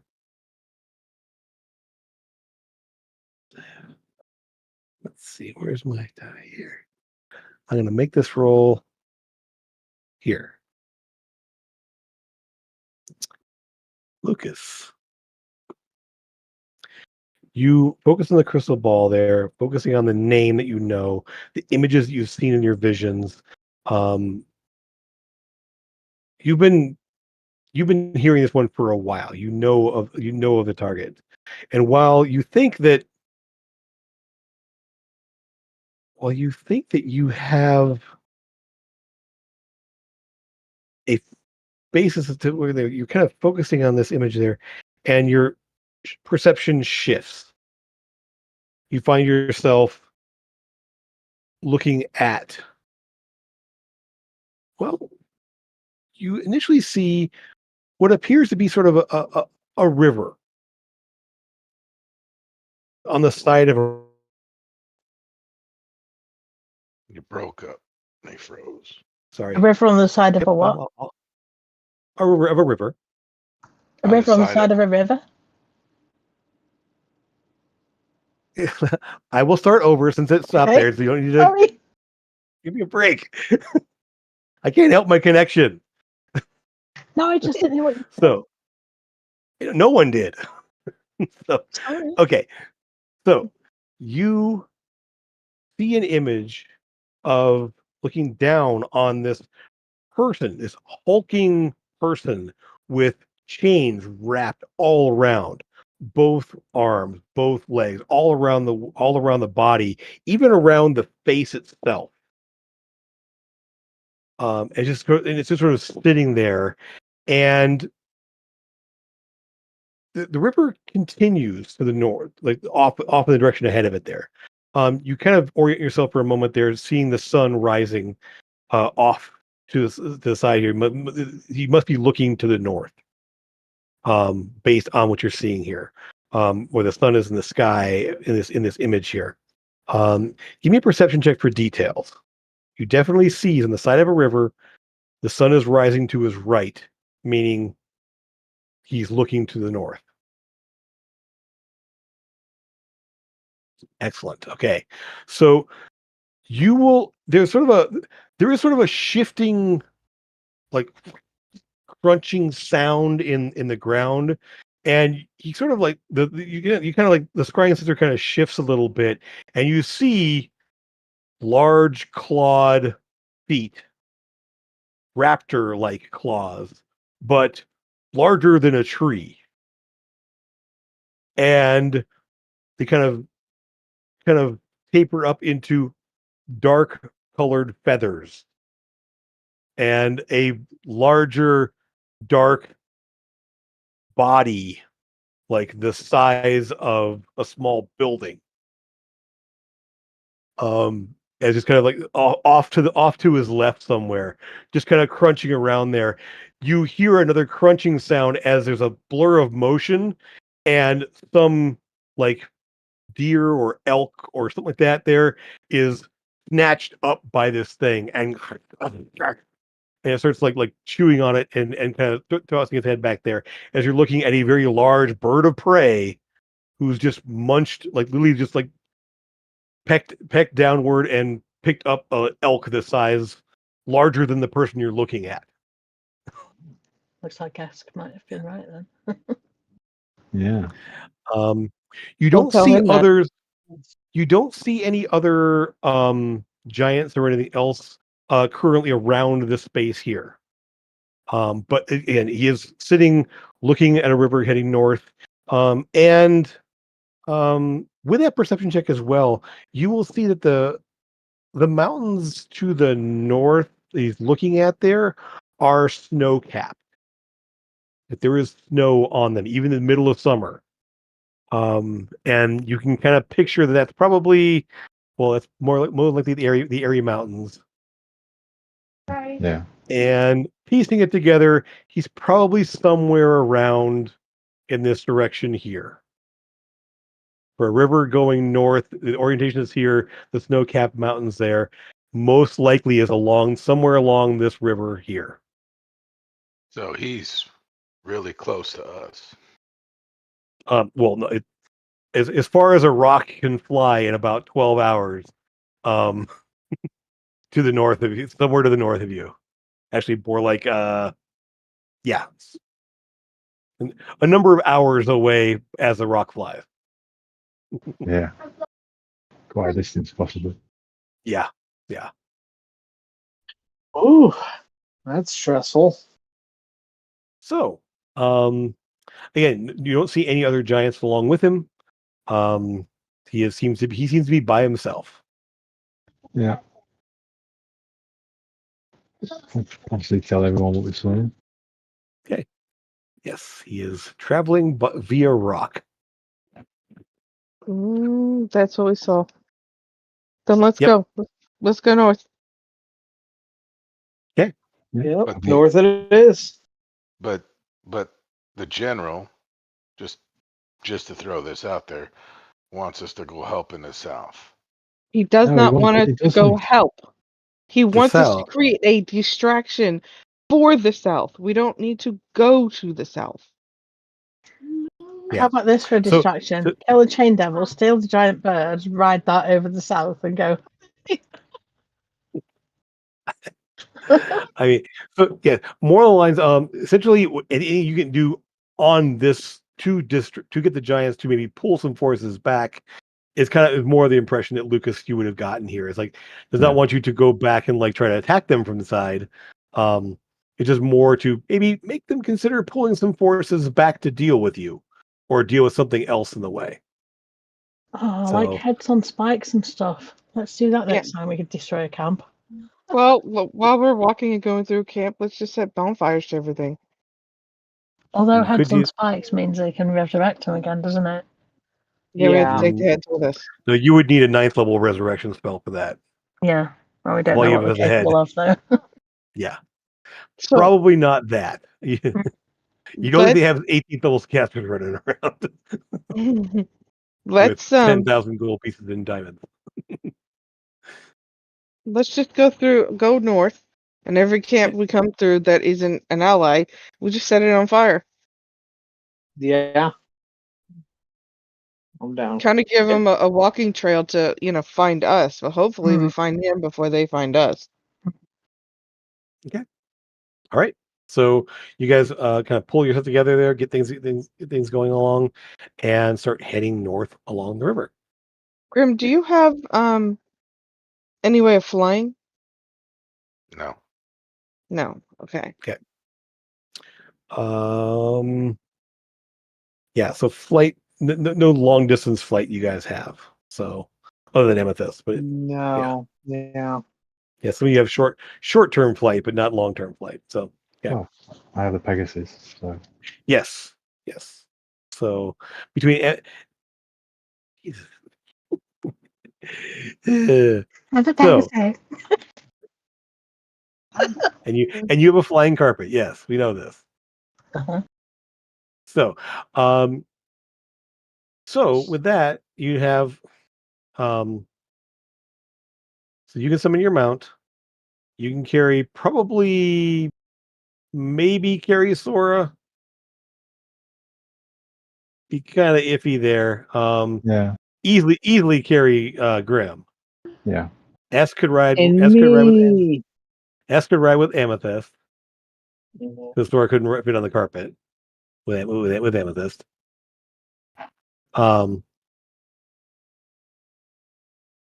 So, or you could just hoof it on the ground. You got that ability too. You're all fairly healthy and hardy people there. Can move on the Well, ground there and we make some all good have time. our mounts. I have my Yes. saddle, but what I say is they could leave me behind and I'll just take my saddle and I'll hoof it up the riverbank. What I was thinking was because you and S could be invisible, we throw them off the trail. But I don't want to separate us too far that if we get into too much trouble, My that we can't get invisibility only lasts for an hour. right. But the census is you go off toward the other X to this one and start setting bonfires that way. But I don't want to separate the party, so don't worry about it. That's miles and miles away. I know. Yeah, That's why I said I didn't want to set the thing was to make them think that they were going there. I didn't want them just thinking that we were going straight north. But don't worry about it. Yeah, you don't see any other camps in view of anywhere. It's fairly wide, flat spaces for the moment. It's rocky terrain, but not some hills there. So okay. So so you mount up, start heading north, moving along pretty quickly here. Those of you who can fly. Those of you otherwise can stay on the ground. Before we set out, yeah. I'll just spend 10 minutes inspiring everybody. Okay. So you guys all get your temporary hit points. Yeah. And start That's heading 28. along. 21, I believe. 21. Yeah. Yep. Yeah. So you start cruising up the river. We'll do our travel by dotted line again. If I can get this. What the heck? Why is it doing that? Whoops, what just happened?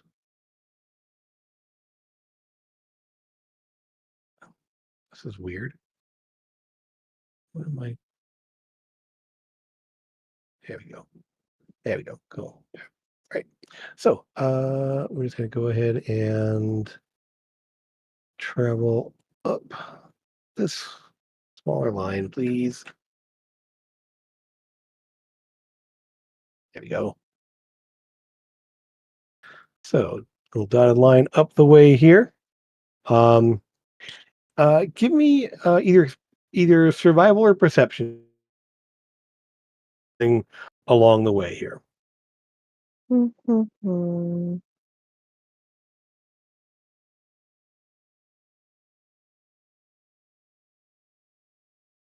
Okay. All right. So, I'm laughing. I'm laughing about the last you, time I was on the carpet and knocked yep. Grim off the carpet by letting him hit his head off. Yep. Yep. So, uh, clear that out there.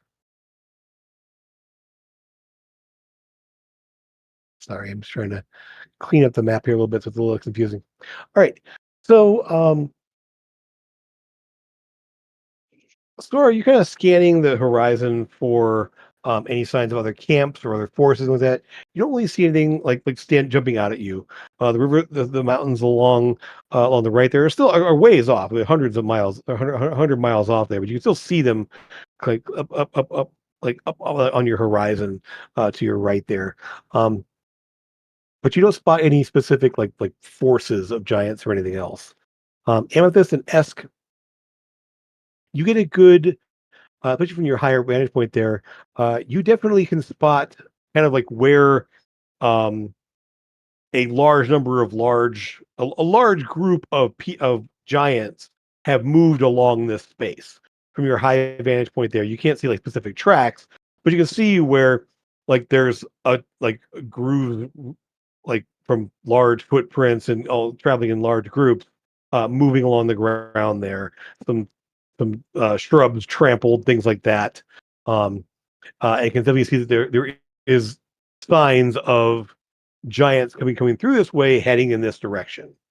Testing. Lucas and yeah, you're good. You're good. Lucas and Grim. Grim, you can actually spot. Um, yes, there's definitely a number of giants here. Probably roughly 100 or so, based on the number of footprints and the size of the tracks that are being in here. They're traveling this direction. It's definitely a decent size group headed north here. And Lucas, what you were looking for and what you managed to spot also from the Pegasus there is right around. Let me get this here. Right around here is where you're certain that the rock had landed there, and the guy, you can spot the gouged, clawed footprints, the blood spatter from whatever it ate on the ground right about there. And you'll spot that probably in late evening. Um, so the sun's starting to go down. This is a good day's worth of travel here. Um, the sun is getting somewhat low in the horizon on the um on the west, and you will spot that area there. She managed to catch up to where they had landed, um, but obviously it took off again. The river is you know, up here the river is a little more narrow, but is a little bit faster moving. It's pretty deep. Again, this is a mountain runoff here coming from a number of mountain streams all kind of coming in this direction here. Down here where you guys were at the camp here, the river was about a mile wide and moving fairly quickly and fairly deep.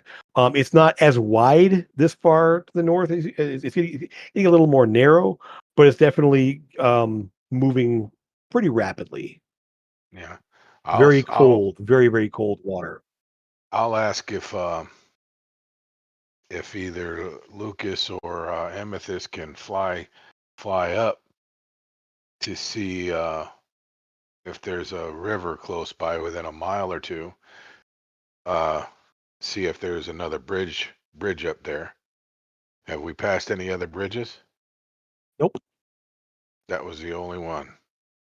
So they could have gone across that bridge and then headed north along the river and then cut to the west. Well, that literally the tracks did you spotted there are all on the east side of the river, heading up the side here. They're not so.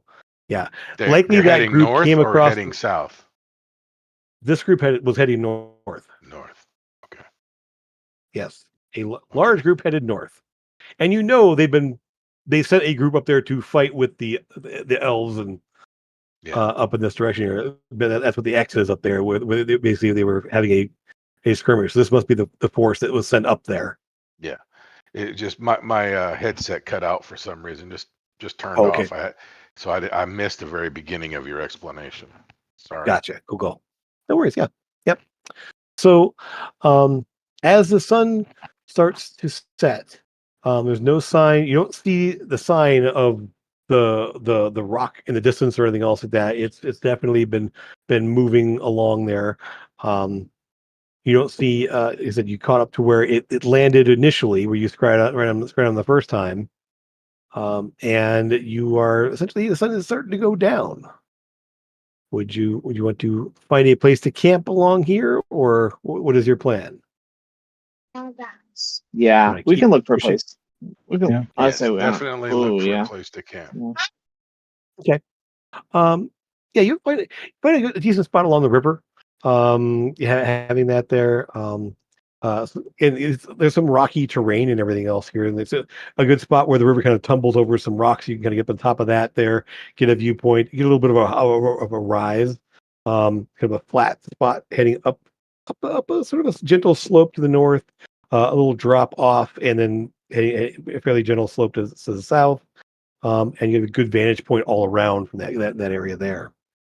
You can also kind of like hop on the little rock outcropping out of below that to kind of shield yourselves from view from anyone to the north. But you're able to kind of settle in, make a small fire in the kind of the recesses of the rocks there, so it isn't obvious from a distance. Set up there for some food, and we'll go ahead and take ourselves a break here as you guys kind of head on the next leg of this journey. We'll be back in a few. Get your drinks, anything else you need, and we'll see you soon.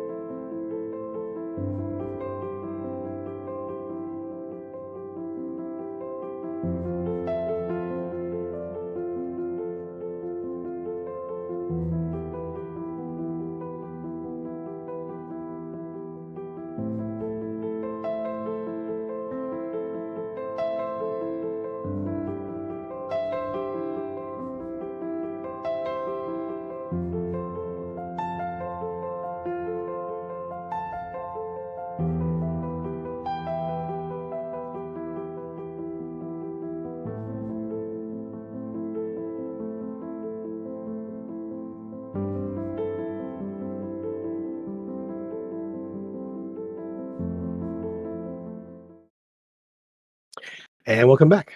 The group is heading north along the river, following the potential trail of Nico Vol, and where signs are a fairly decent sized force of hill giants had traveled as well. The So far they are able to moving along fairly quietly. No signs of problems or issues. But it is a new day as the sun creeps up over the mountains again, as you guys have a very uneventful night on watch. Um, Obviously, you hear more sounds of bird cries, of like birds of prey. As you get closer to the mountains, there's a lot more hawks and eagles and other birds of prey that swoop around and everything else. You don't see much in the way of small ground based um, animals or anything else at that. At least in this area, for the most part. It is a very quiet space there. There are plentiful fish in the river, so you're able to catch up some fish, some salmon and things like that on the river here, and some river trout, things along those lines. As you're able to have a decent meal that evening of some fish that you catch. But the morning is clear. You're able to resummon your mounts. Super spicy like fish. That's what's up. All right. Yes. Okay. Sorry. And I'm going to warn you guys here, even though I reset my router, reset my modem, reset everything else that I am still getting some weird fluctuations. We are having some stormy conditions outside right now. So I think it's messing with my internet a little bit. So if I don't respond right away, or if I freeze, obviously, that's what's going on. Hopefully it gets better. So, all right. So, continuing to the north. Any precautions that you want to do? Anything you're planning for along the way? Yes, Lucas, you can reset your temporary hit points there. You have plenty of time as you're kind of mounting up and getting ready to go. I'm not summoning my mount. I'm just keeping it summoned because it'll stay there basically until I dismiss it. Oh, gotcha. Okay. So it withers overnight, basically. Okay. All right. Anything else anyone prepping or planning for? Or... Yeah. Yep. Let's go ahead and just activate Death Ward now. That's for an hour, right? Nope. Or 8 hours. 8. 8 hours. Perfect. Okay. That's right. Cool. All right. So traveling along the north there, as you kind of are moving along the river there, the river, as you definitely are increasing into elevation. It's not a sharp slope, but it is a very steady slope upward as you're moving along the river here.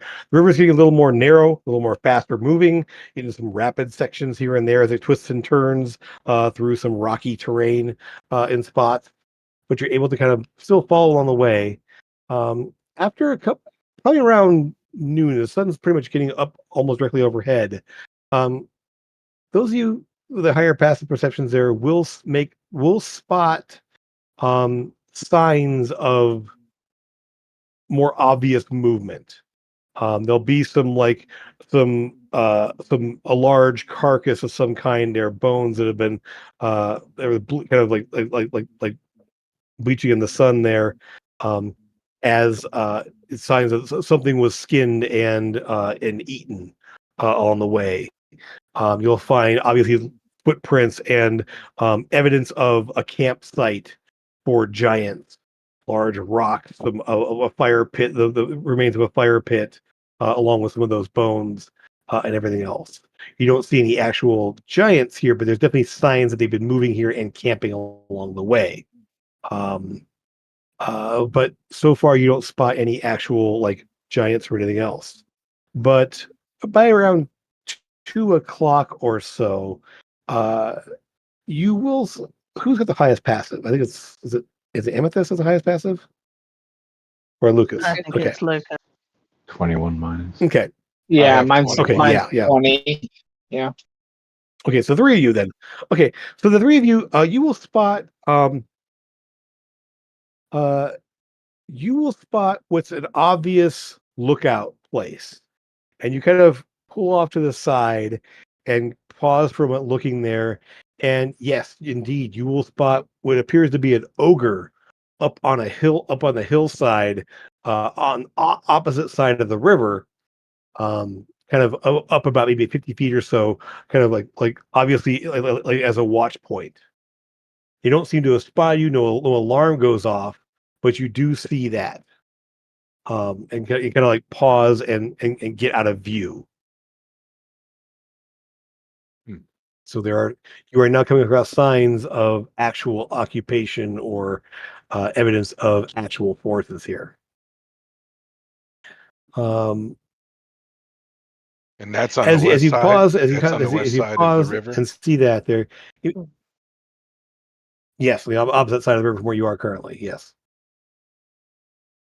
up about 50 feet on the hillside in some rock hopping on a hillside. They're not as perceptive as you, so they didn't spot you yet. should we take them out? Take what out? Yeah. I don't see nothing. Those, I'll point. I'll turn Sora's head towards them. You see a rock outcropping. You don't quite see, and then you'll see something move, and you'll see like the head of an ogre, as it's sort of like, oh yeah, there he is. It's probably a good like 60, 70 yards away at least. And you're kind of you're in kind of at this point you're kind of still in the shadow of the rocks, and kind of out of view there. You kind of pull aside there. That you spotted them before he spotted you. If you stay here, he will turn and spot you eventually, because you are sort of, unless you take action, you're going to be spotted at some point here soon. All right. Well, then I can't shoot it over there, but if it wants to, somebody wants to bring it over here, we can manage that. It's too far for me to reach. You could probably shoot it with a longbow, but you wouldn't take it out my in one short shot. bow. You're not gonna do it one shot though, right? No. We're not trying to kill it. We're just trying to bring it to us, right? No, we want to kill it. It's a lookout. You assume it's probably got some way of making an alert, an alarm of some kind. That's what lookouts do. I do have this. It requires attunement, though. We don't have an hour. You could retreat and take an hour if you wish. Do you have a longbow? It's a thundering longbow.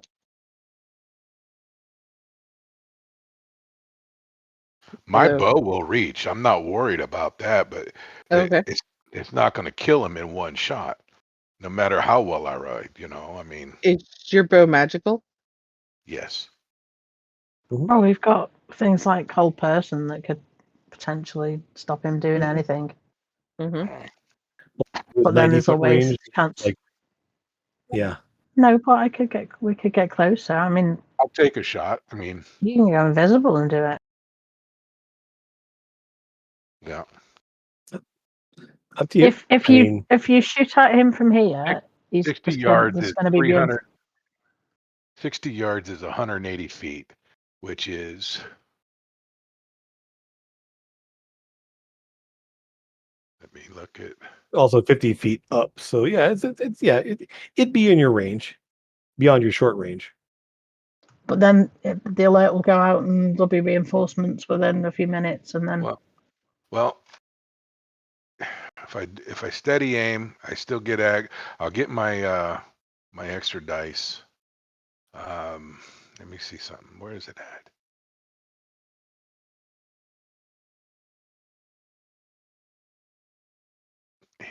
Well, long range is 320 feet. So and point blank is 80.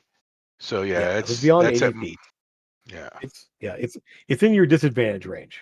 Anything beyond short range is disadvantage. How that works. Okay, so I can go. I can get up. I can get closer and get my advantage. I'll try it. I don't have an issue with it. Well, that's what I want to do. So yeah. Yeah, but you're not going to take him out in one shot. That's the thing. You're not going to kill the alarm goes up. Well, other than something that's going to paralyze him, you're not going to stop him from. Can we just keep going? If he can't see us right now, can we just keep going? No, he's going to see us. Let me ask you how it works. Now, I want to verify. He will see you. You are walking into his view right now. You spotted him first. Yeah. My question is I go up. I'm invisible. I get behind him. In a perfect world, I'm behind him. I sneak attack him. I become visible. The next round, do I get another sneak attack?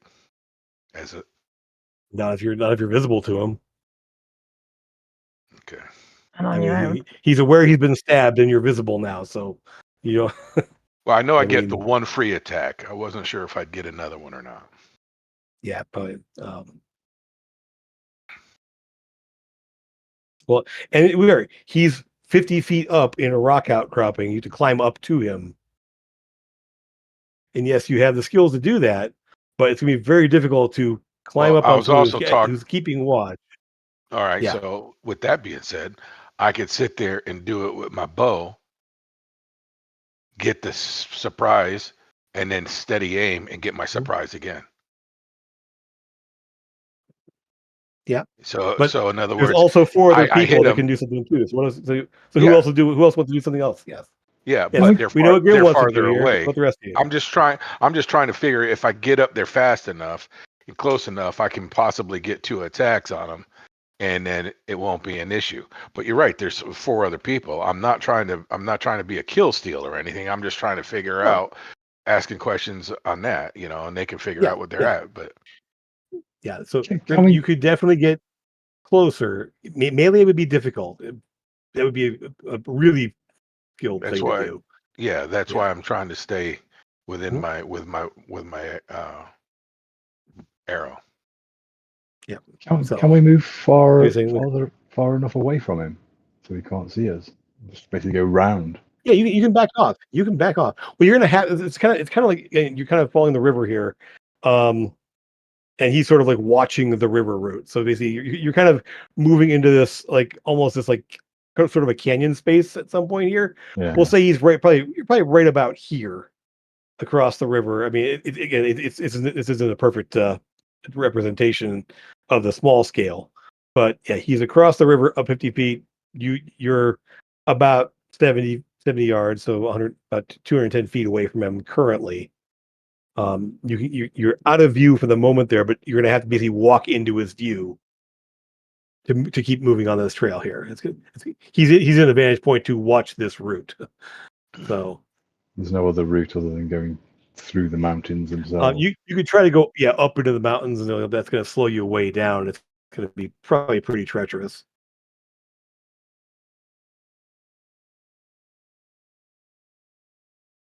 Well, so yeah, you guys got long range spells. Grim can take the shot. Who else wants to do something? Because I could actually sneak up visibly. I can sneak up, take my surprise shot, activate my coin, go invisible, and then take another shot, and then get my surprise. Too many shot. actions. Yeah. No. I mean, activating invisibility my is also an action. Yeah. No. Do that round. And then next round, if I win initiative, activate my coin. Hopefully before he sees me. And then. Yeah. But that's just at that point is his action, and he's been shot. Yeah. There's an arrow in me. Hey, I should sound the alarm. Well, that's what I'm saying. It just. Yeah.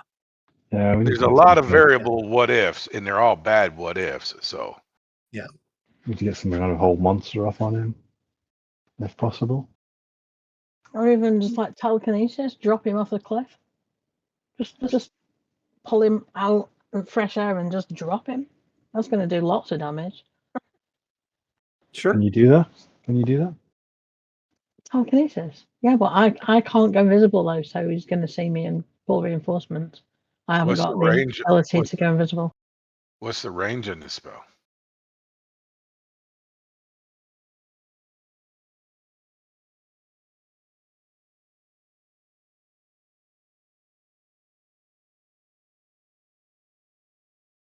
It's only 60 foot. Yeah. But I mean, there's other spells that we can. Well, I can make you invisible. There you go. Okay, so you make Amethyst invisible. Okay, Amethyst flies up invisibly. And I'll sneak 60 feet. Up. Yep. I'll sneak up. You can sneak into place. Your carpet will still be visible if you're going on your carpet. I don't have to. I can fly without the carpet.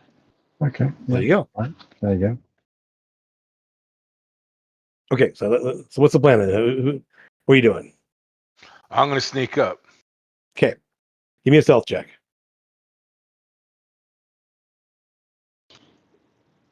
And yes, you have advantage because of course your boots. The only trouble with Did that roll? Is it's a strength save. I didn't see it.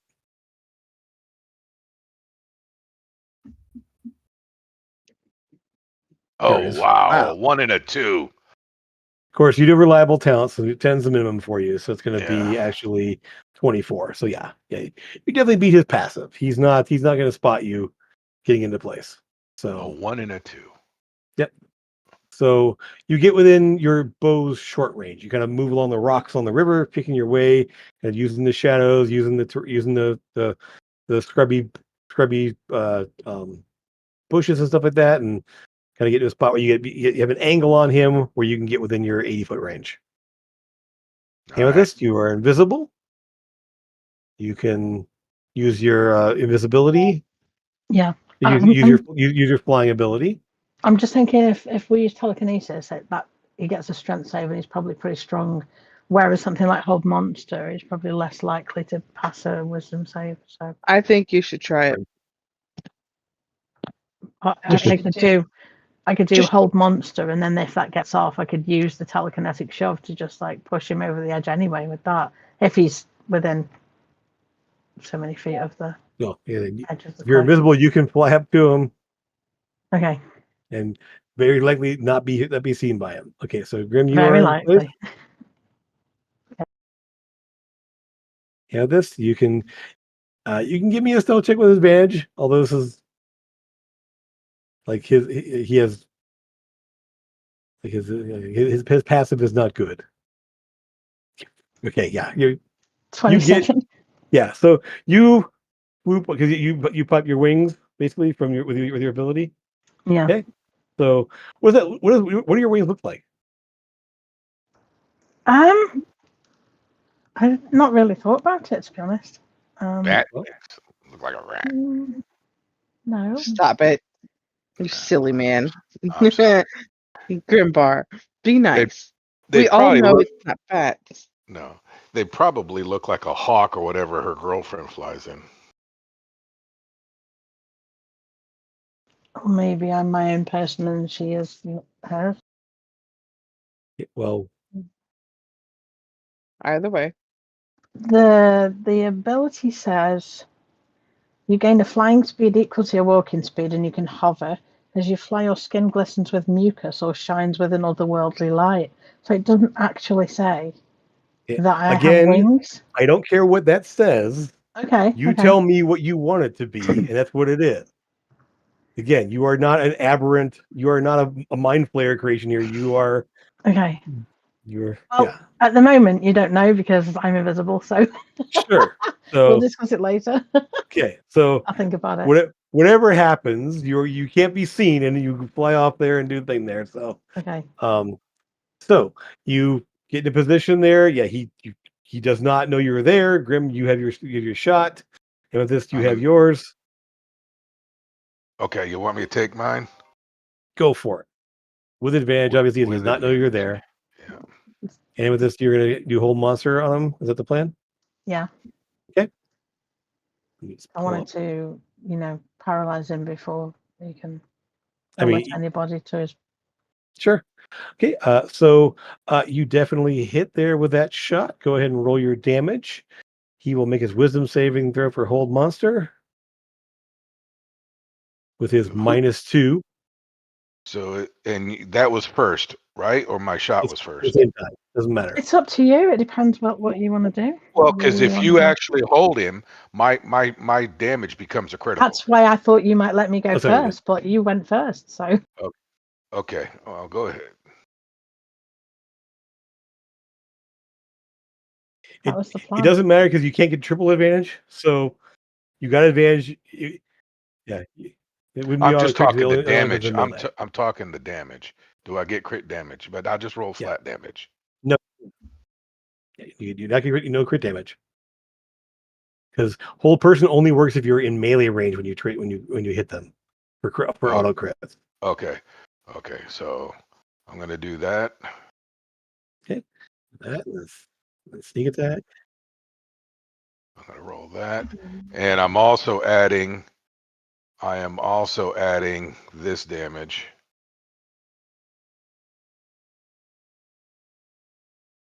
That's one of the worst sneak attack rolls I've ever seen from you. Wow. And that's the storm crystal. I thought that was supposed to be a D8. Wow, that sucks. 2, 3, 3 1s and 3 2s. Wow. That totally sucks, yeah. 10, 21, 30. Who rolled a Spellbreaker Javelin? Oh, that was a javelin? No, God. that wasn't it. No, that wasn't. That's supposed to be the storm crystal. Is it still a D8? Yes. The javelin is a D6. Yeah. It's still the same thing. Okay, cool. All right. So still 38 damage. Cool. All right. So yeah, you thunk into him solid there. Amethyst, the arrow hits him. He kind of like, and then freezes in place. And can't move. How close is he to the edge of the cliff? Is he like right on the edge looking out, or is he further back? I mean, he's in a rock. I mean, there's some rocks around him, but yeah, he's maybe He's definitely less than 10 feet from the edge of the cliff. All right. He's I not wanna push him dangling over up. the side of it, but he is like, go for it. See, in my mind, Grimbo was going to be at the bottom of the cliff. He was going to fall down, and then Grimbo was going to stab him and get advantage and get like crit damage. Grimbo across the river shooting at him this way here. So yeah. Oh, I thought I crossed Yeah, the river and got closer, but that's fine. I'll shoot him when he's going over, or just as he goes over. Yeah. I'll try to shoot him in there. So that's going to be a dex save, but he's paralyzed, or strength save, but he's paralyzed. So it means he automatically fails. Yeah. Yep. So you just kind of yoink, pull him this way. He goes off the side. Grim, you see the body like just kind of sitting there, and he's like sitting down, but moving off the side there in the same position, like frozen in place as he's falling to his death to the ground. Take your shot. With or without advantage? Yes, you still have advantage. With advantage because he's paralyzed. There you go. Definitely hit. Roll that sneak because he's.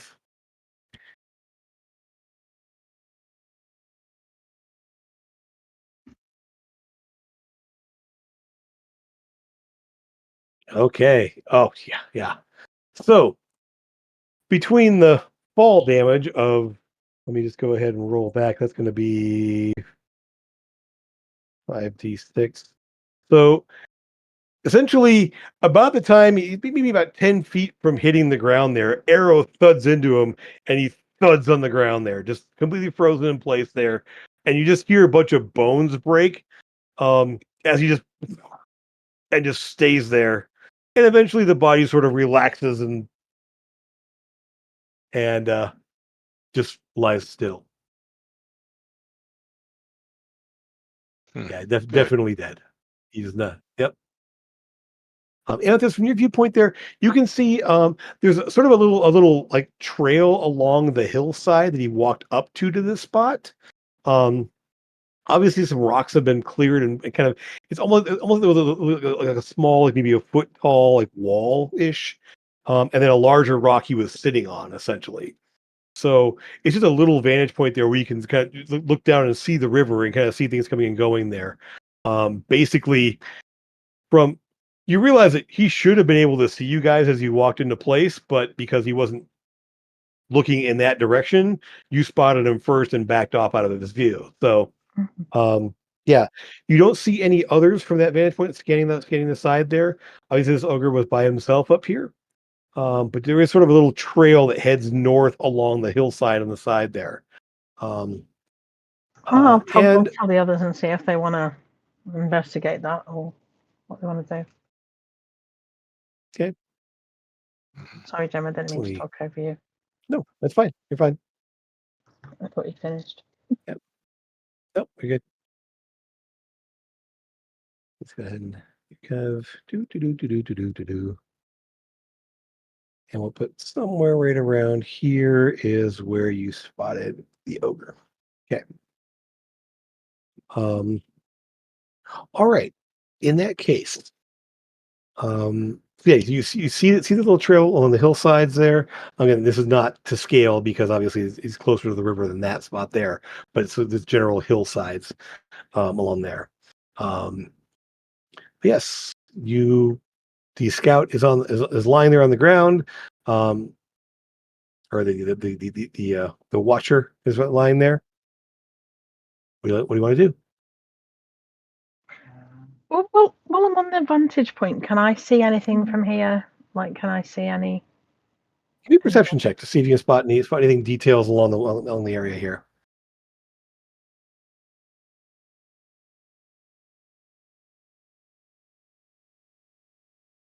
Okay, it's still a ways off. You don't see any signs of an encampment of any kind specifically. You can't hear or see signs of battle. Obviously the river continues up a ways here. It's still a ways off. I mean, you're still like probably good. I mean, it's probably a good 40-50 miles up to where the river is, up this kind of switchback sort of steadily narrowing space on the river there. But you don't see, you're fairly certain from your vantage point there, you do not see an encampment, you do not see a large force of giants or anything else. Look, knowing what you're looking for, there obviously are still footprints and things of that nature in the ground either side there. There's places where the river is sort of um like there's a spot actually not too far up ahead where a large rock has been set in place and the river's kind of moving around it there. It looks out of place, like maybe the rock was set there. So you step over the river. Or Maybe we should move that. I mean, it's just a boulder that's been dropped in the river, and now it's sort of like a place where you can step across. Okay. It doesn't look quite natural where it's at amethyst. Where you spotting there that shouldn't be there. Okay. Probably want to have a better look at that then. Maybe it's something that isn't a rock. Maybe it just looks like a rock, or maybe it's been No, shoved it's a rock. there. Has it been shoved there just so that they can hop across them? Mm-hmm, looks that's that what way. he said. Okay. Yeah, it's a boulder that has been picked up and stuck in place, and now there's a spot they can hop across. Actually, okay. I'll tell the others anyway, and I'll see what they want to do. Whether they want to come and have a look or what they want to do. I think we should it's continue on. Yep. The water kind of pushes around the sides of it there. It's always been kind of like shoved into place, so it's somewhat stable. But yeah, it doesn't look natural the way it's sitting there, just because rivers should have moved that or piled something up around there or eroded it in some way, but it's not. It's just been shoved into place there. I'm tempted to stay invisible and have a little look on the way back down, just to see I believe you have if about there's a minute. anybody else that way. It's only a minute. It's greater invisibility. Yeah. So you are still invisible, so you can kind of zoom along the side there. If you move up to where the rock is and a little ways there, you've probably got about kind of get to a position where you can see, just again, there's tracks. There's obviously movement of large feet of large. There's large evidence of large footprints and movement around this area. But yeah, you don't see any specific encampment of any kind yet, specifically. And about the time you become the visibility starts to fade, you can kind of duck out of the way. But yeah, you don't see anything else around, any other vantage points, anything else watching. Okay. I'll jump back on the carpet and fly back down to everybody else then. Okay. All right. So you come on back. Those of you who are waiting there, go and give me perception checks on the space where you're at there.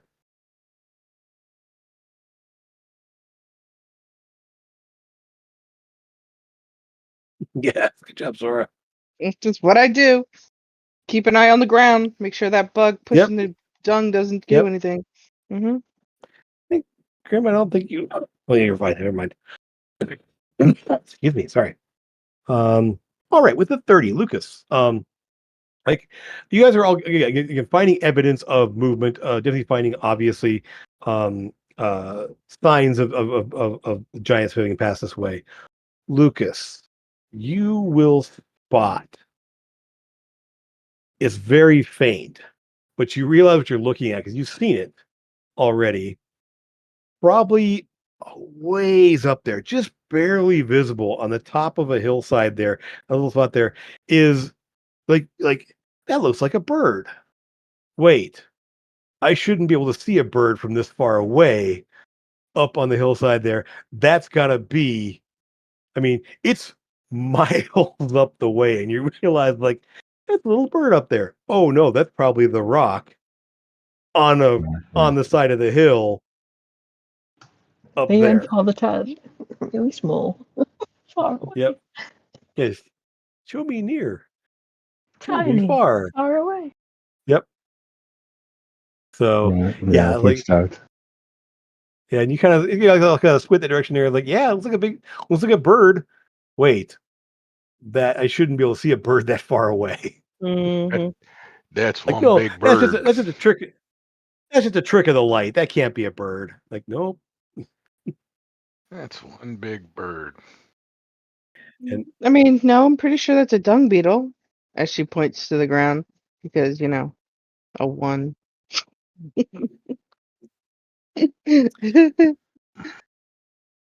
Oh, we're heading in the right direction. Yep. Yep. Trying to think, what's the actual size of them? Yeah. A rock's wingspan is the wingspan is 200 feet. Oh my So, god. Wow. Yeah. Wow. Yeah, they are ridiculous. It's so ridiculous. Well, it's a ridiculous animal. Mm-hmm. Yeah, pretty much. Yeah, you're I'd able like to kind of you go to ahead. go up to it, ask and tell it that it's a ridiculous animal. I will See do how more than tell it's ridiculous. good. Maybe you But we could got to throw it get while to you're it. there. You know, I get stuck in foresee its throat like a chicken giant. bone. Oh, see, I was. Oh, I'm so sorry, Birdie. Okay.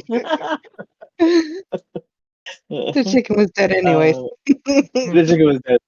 I definitely foresee some like XL chicken bones here in a little bit for us. Yep. So, again, continuing up the trail. Obviously, you're able to say, moving quietly and carefully.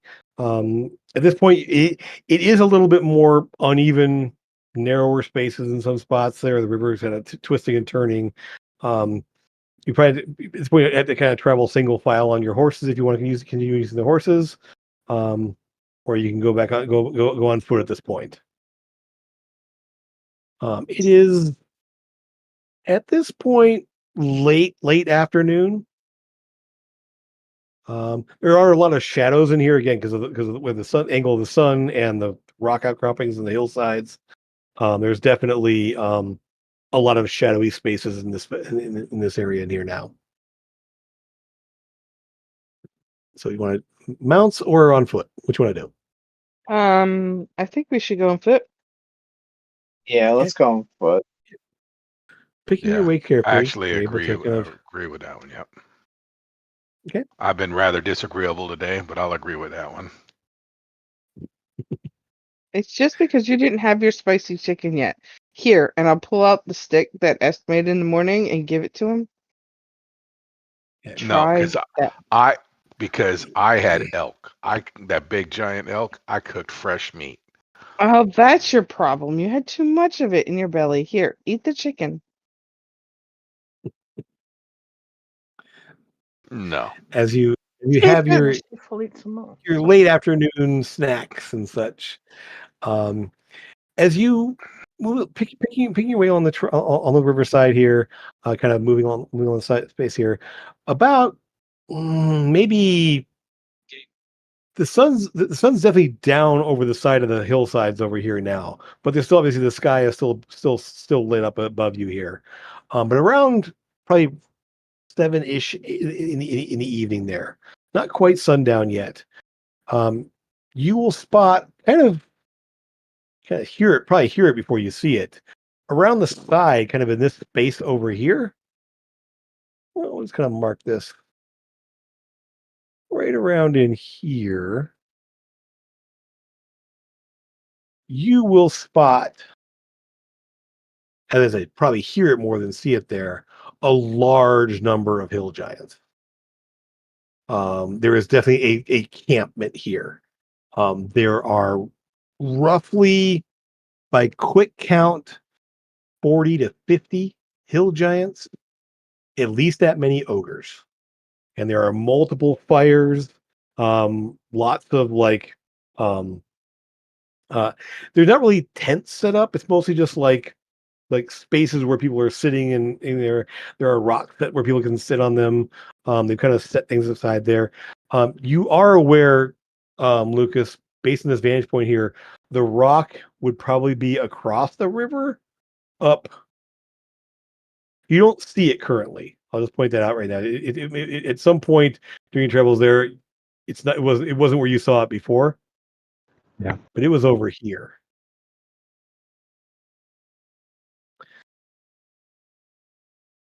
But yes, so you see a campment, yeah, roughly 40 to 50 hill giants, roughly that number of ogres as well, all kind of in small clusters and groups around around campfires, sitting there eating whatever.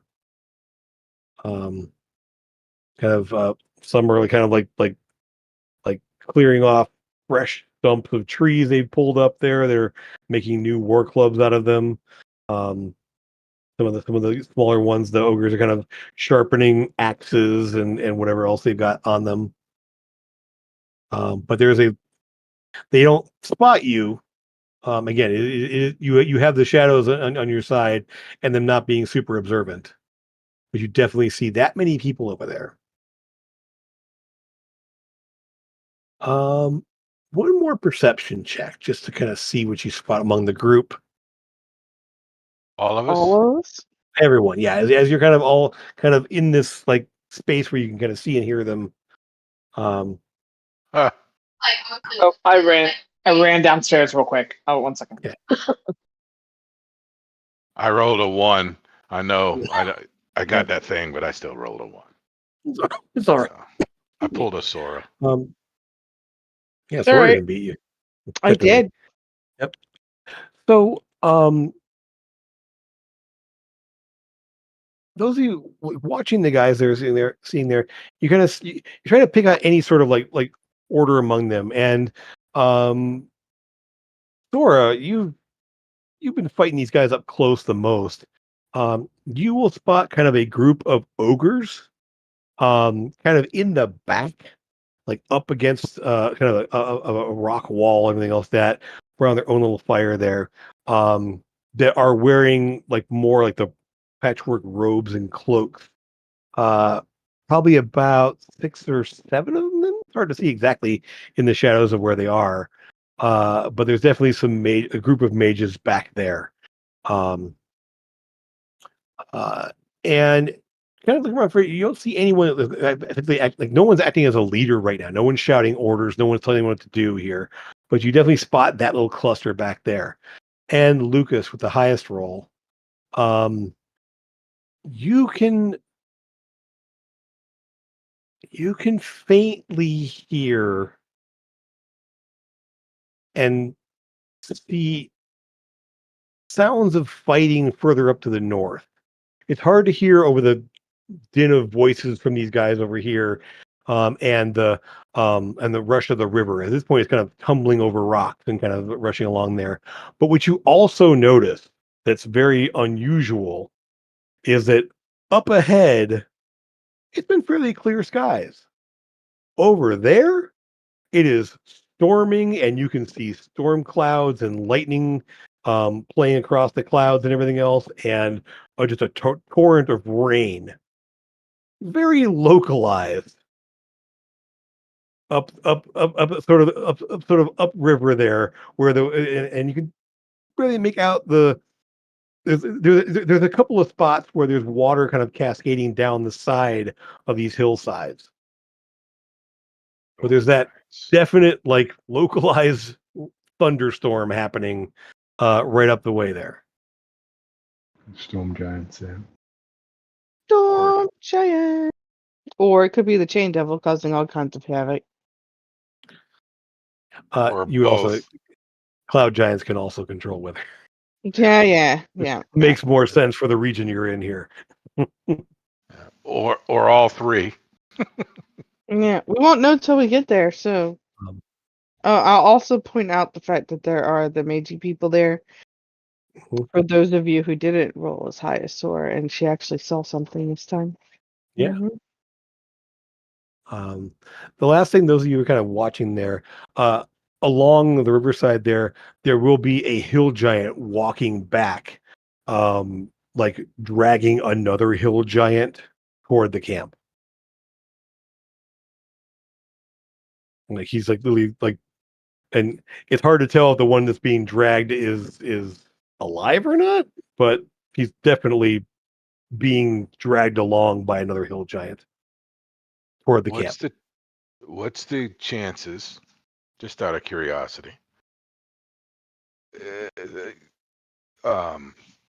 Lucas casting invisibility on himself and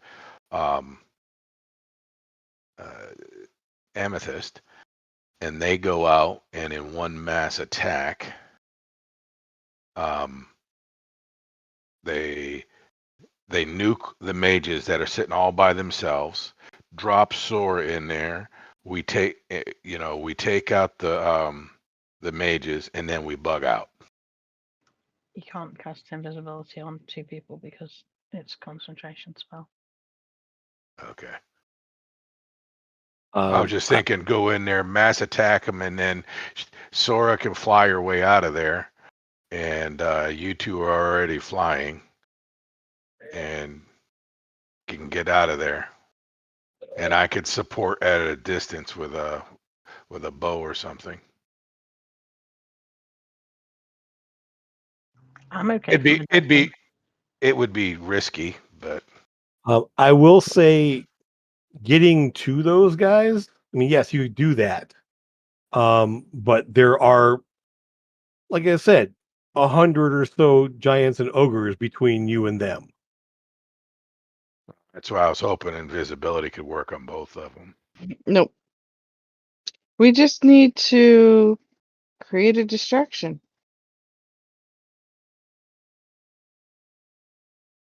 Ask. Or we just go out of curiosity, can we make it to their camp and set their camp on fire?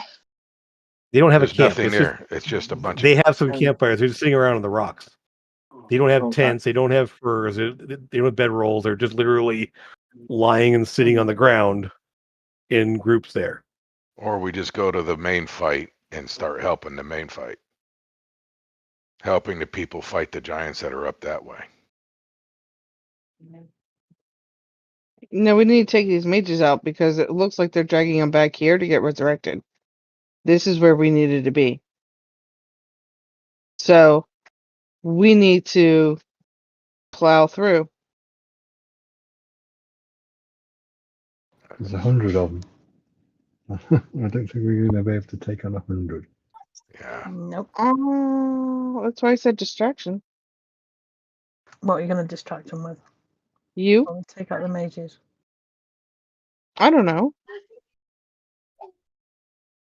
You're going to distract them with me? Yeah. So when 100 rocks hit me in the head and kill me, and then what? Then what are you going to use as a distraction? No. That isn't the plan in my head. The plan in my head is send you out there, go nanny boo boo. Yeah, and then that works too. We could do that. And then have you fly off with your carpet because they can't fly that high or that far and then bring them to us. 50 giants, 2 rocks apiece. That's 100 rocks being thrown at her in one round. Rock? Like, are we talking rocks bird or rocks that like rock? Big chunks. Rocks from the giants. They can throw 2 rocks apiece. So that's 100 rocks. Okay. That's 100 rocks apiece. Yeah. I was confused as to what, because we were literally just talking about a bird that was a rock, and Sora was like, "No, dung beetle," and like, come on, guys. Giants throw rocks. Giants throw 2 rocks each round, and so that's in the space of 6 seconds. That's like 100 rocks potentially bouncing off my cranium. I'm not a fan of. It's happened a couple of times earlier, and I'm not a fan of that. You had rocks off your head earlier? Yeah. In the last fight. Hit multiple times by rock. Yeah, so that's 5 or 6 times. I didn't know those were rocks.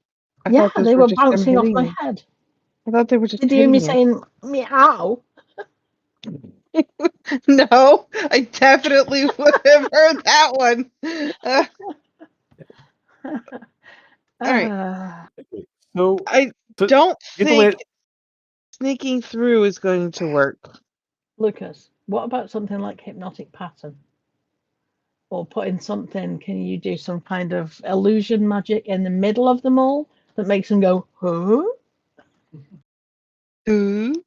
Huh? I need this. Yeah, but they'd all have to fail their save against it. Oh, that's true. mean, granted, a lot of them will, but there's someone's lot gonna of get. them, Yeah, they're not they're not very smart. But I mean, I don't know. I don't know. I mean, I know. Just number wise here, out of 100, there statistically, like between five of them will pass their save and then wake the rest of them up. Yeah. What Okay. are we doing? I do better with maps. Is there a way that we could go out and around and come back in the other side? They're all sleeping. Yeah. Let's just bypass them. You can there's definitely a trail on each side of the river. You can go on the other side of the river and work your way up that way. There is that possibility. And they are not really like being super alert. Like they're just all sitting around eating and talking and resting and whatever. I mean, they're not clumped up. I mean, this is in a large space. We just want the There's a mages, reason, though. Right? again, there's 100 giants when you win the mages.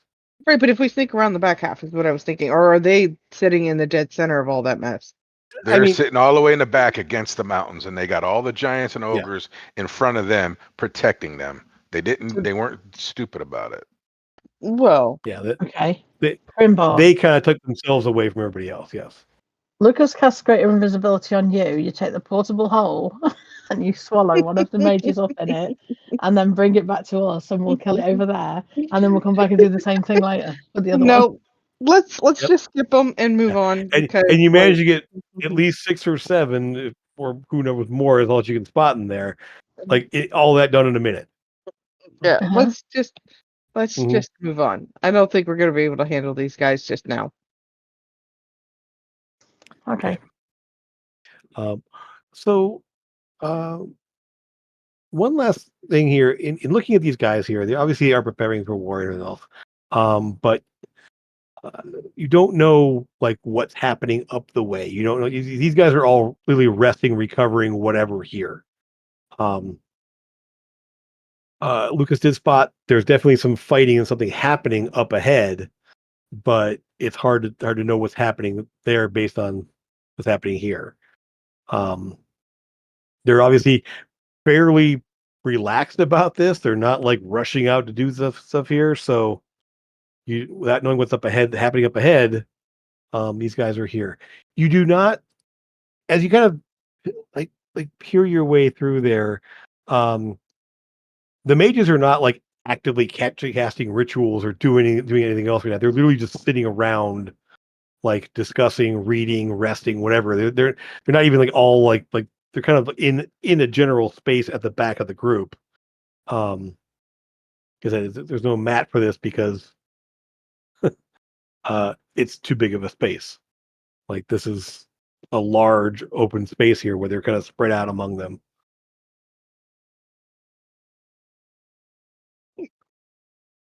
Okay.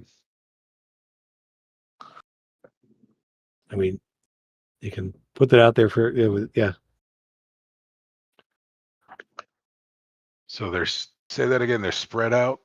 Yep. They're spread out among probably a couple hundred yards area here. I mean, this is a large space, a couple of football fields worth of space here, where like 50, 14-foot tall guys are sitting around, and some are lying down, some are sitting at fires, some are talking to each other, and then interspersed among them, 50 plus ogres, 10 foot, 10 feet tall, all doing the same kind of thing like there. It's a large space, but like they're not all clustered together.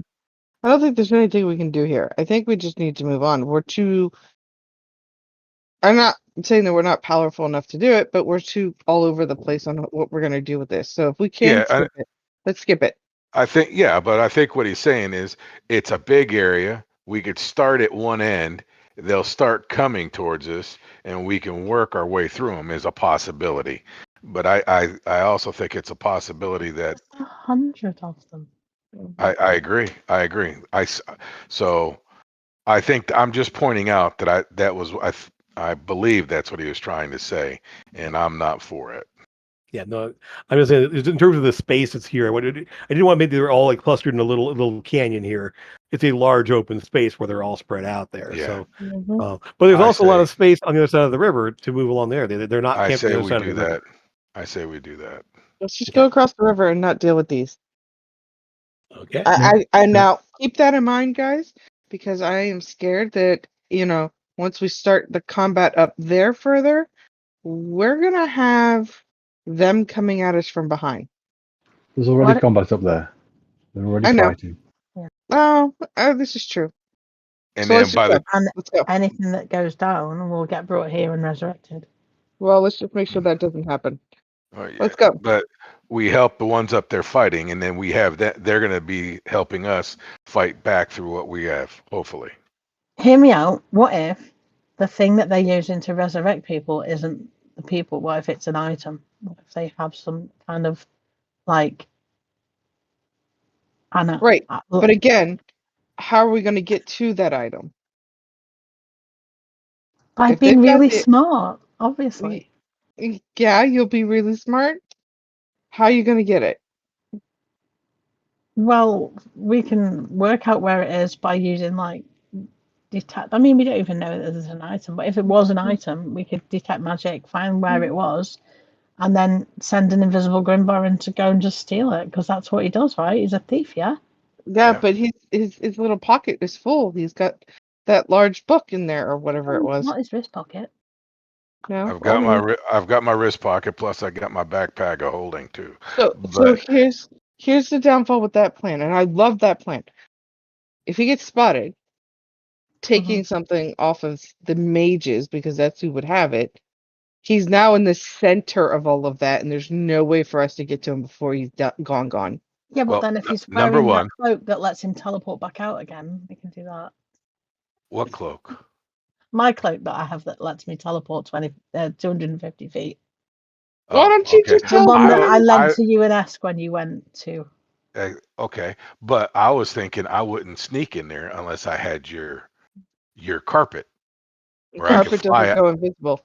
No, but Oh. if I got caught, I could fly out. Mm. I could fly out fairly fast. But with that being said, I don't know. I'm saying skip it. If it was an item, that big ogre magi or whatever it was that we killed, the bigger guy in the other camp, wouldn't he have had one? Possibly. No, because they weren't bringing people yes. back.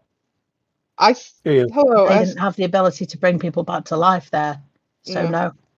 Well, yeah, the one guy said that they did bring him back to life in that camp. Right, What but if they we don't try have to the distract ability one at of these that camp. giants? If we distract one, separate them from the rest, and Well, then we already have one. We already have Zero. one. We already have one. He's dragging a body back. I want to move on. I don't think doing anything in this is going to help anybody. We could go to the one that's already separated from the group. We could question him, detect thoughts, find out how they're bringing people back, if it's an item or not, and then move on after that. Yeah, I vote we move on. It's Let's move on. it's too big. Like there's too. So as you're kind of like looking this over, looking through the details here, that one dragging him along the way, you've been doing this the whole time you've been talking.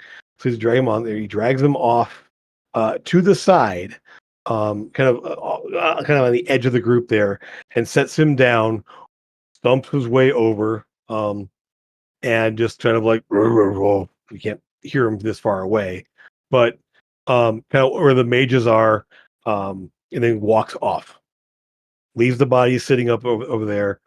It is lying there, lifeless. None of them get up to go do anything. They all sort of just like continue what they're doing. They don't go over there and start doing anything with the body or anything else. It's just sitting over there. After a couple of minutes ish, as you kind of watching and kind of thinking there, one of the mages will stand up let's just say two of them. One gets up and moves along there. He's a little bigger than the other ones. The other one trails along with him. He walks over to where the body is, stops, starts chanting and doing something as you watch. He doesn't pull an item out. He basically has his staff in his hand. Starts doing this thing here. There is a flash of light on the ground, and the body disappears as he casts teleportation circle. You're cold.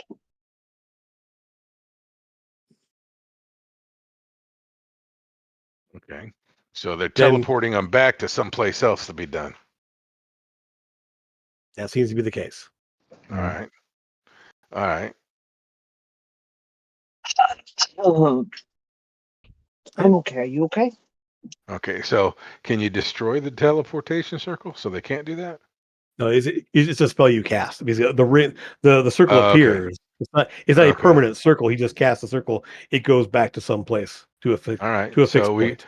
we continue. That's the best we can do. Yeah. So it does not seem to be that they're doing anything in terms of reviving them here. Okay. The trees got cut down by the bad guys. Oh, yeah. Sorry, guys. No worries. Okay. So you'll find a spot. You can definitely, again, the river's like, there's lots of rocks and so you can find a way to cross over the river. It's at this point, it's fairly fast moving, but it's not really deep. You can find some rocks and stuff to kind of move across, and get to the other side, and kind of give this area a wide berth. One thing you do know is it is fairly well lit, so you can see it all very well as the sun is going down.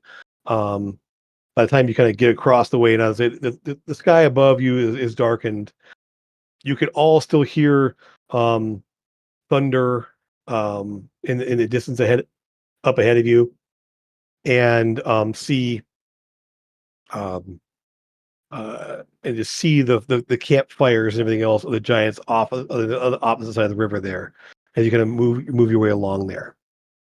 A couple hundred yards, half a mile ish up the way, there's a little spot. The river's kind of like flowing around there. Again, there's some side little waterfalls tumbling down the side.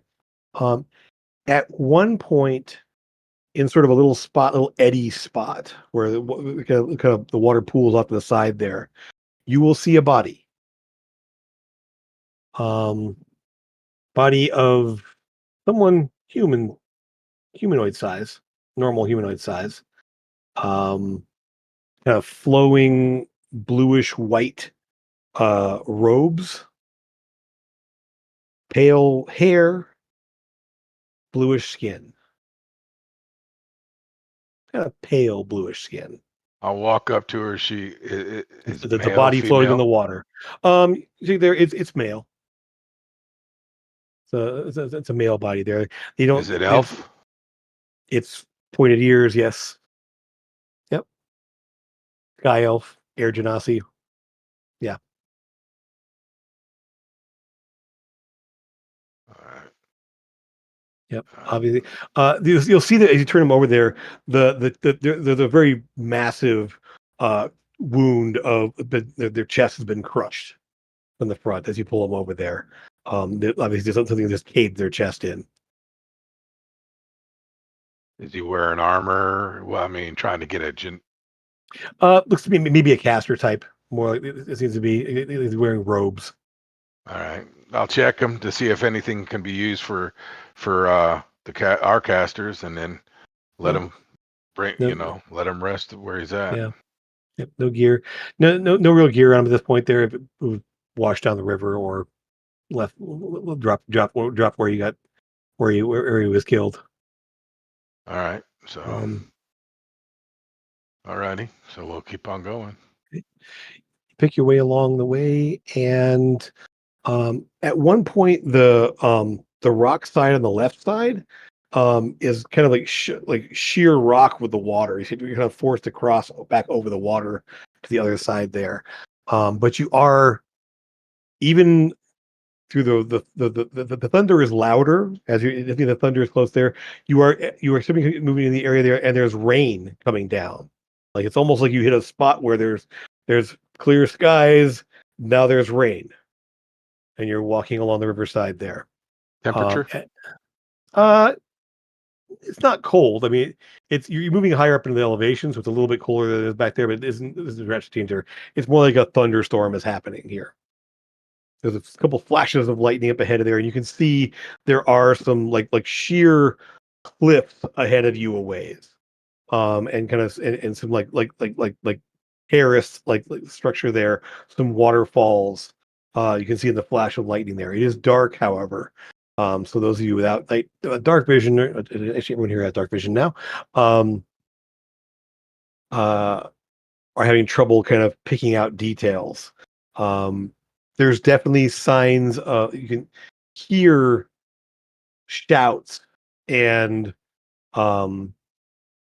just voices calling out and everything, kind of in between in between the thunderclaps, the flashes of lightning. And in one of the lightning flashes, you will see ahead of you, a ways up there, kind of at the base of one of these kind of cliff areas there, you can see a giant, a hill giant. So it's sort of like looking up, back as to you currently. It pauses, and you can see him. There's an ogre kind of sits up next to him there, and the giant grabs him and throws him partway up the cliffside. The ogre grabs onto something and scrambles up the top of the cliff, about 30 feet up. Sounds of fighting at the top there. You kind of like see them kind of disappear over the top of the edge there, and then it's fighting up ahead. So, all right, so that's how that's one of the ways they're getting up there. Is there other ogres waiting in line for that same thing to happen? You saw this in the middle of flashes of lightning, so you need to get closer to see any more details. But yes, there are definitely there are some shapes among the darkness up ahead of you. That yes, it looks to be that may be the case. There's the hill giant's pretty obvious. There are some smaller figures moving like around him. Let me just go ahead and do this real quick. Maybe it's a good time to put on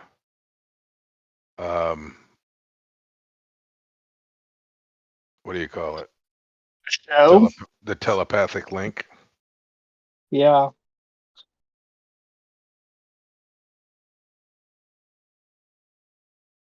Okay. Definitely do that. You all right, Nance? I don't do telepathic link. Oh. Looked like you were sleeping. Mm-mm.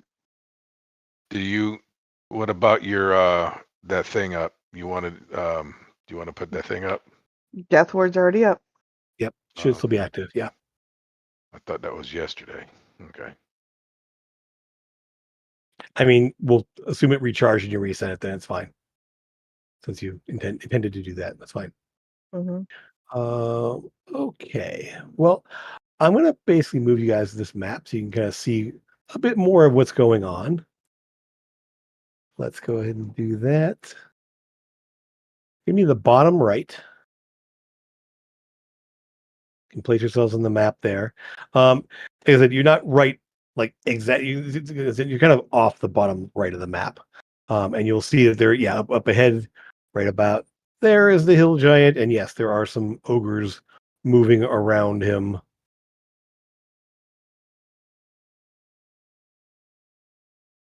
As you can see, my screen is black.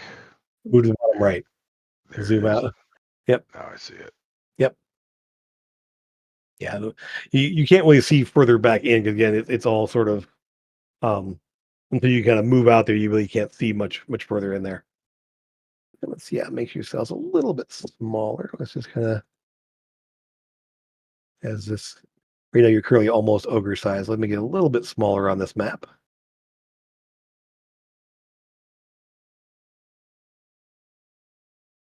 Yoink.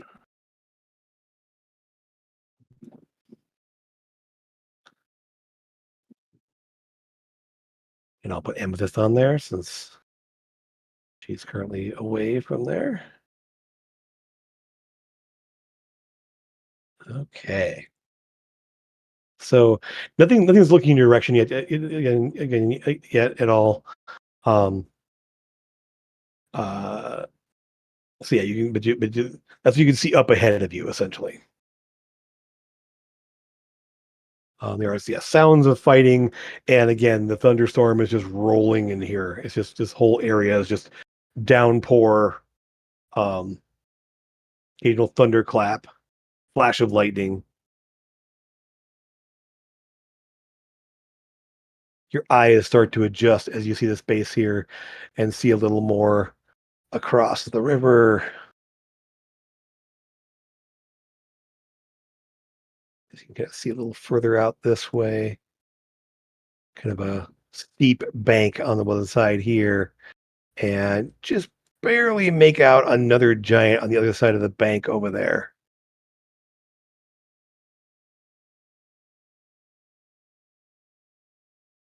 And somewhere up to the northwest, you can hear just shouting, and obviously just there's a series of sickening thuds and clanks and scratches and people shouting, and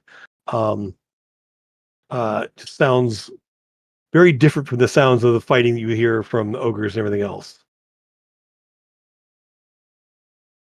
Somewhere off that direction. So we have ourselves here. We're not in initiative quite yet. I just want to know what you want to do, what your plan is here, seeing what's ahead of you and hearing what's out there. I would like to position myself where I can put a rock. Like I don't know how big is this rock here. It's probably a good 4 feet across, about 4 feet high. Okay, perfect. Yeah. I'd like to sneak up, position that rock in between me and across the river, right about there, so I can get a better look at what these guys are doing and get ready for a good shot. Okay. Yeah, you line up a shot there. Yeah, go for it. Yourself in that space. Yeah, and Ask would kind of scurry up here stealthily, in preparation to see what's so we can get a better. Sure. Give me a subject to get to that spot. Do I need to do mine or no? You're far enough away at this point. He's moving up. He's moving further into the map. So 21. Okay. You pretty much can't go any further than that because at that point you're within spitting distance of a giant. So they're gonna it could definitely. I'm small, but I'm that small. You can move on there. Yeah. With the thunderstorm, with the rain, with the fact that it is nighttime, they're not going to see you very easily. One thing you will notice, part of the reason you can see this giant right now is that there's something on his belt. Not sure, we can't see what it is exactly there. They're just giving off light. As if the light can some of that on it. goo. Oh, okay. I was thinking it was some of that goop in the lantern on his leg. And it's Yep. Something. Ooh, shiny object. Something to aim at.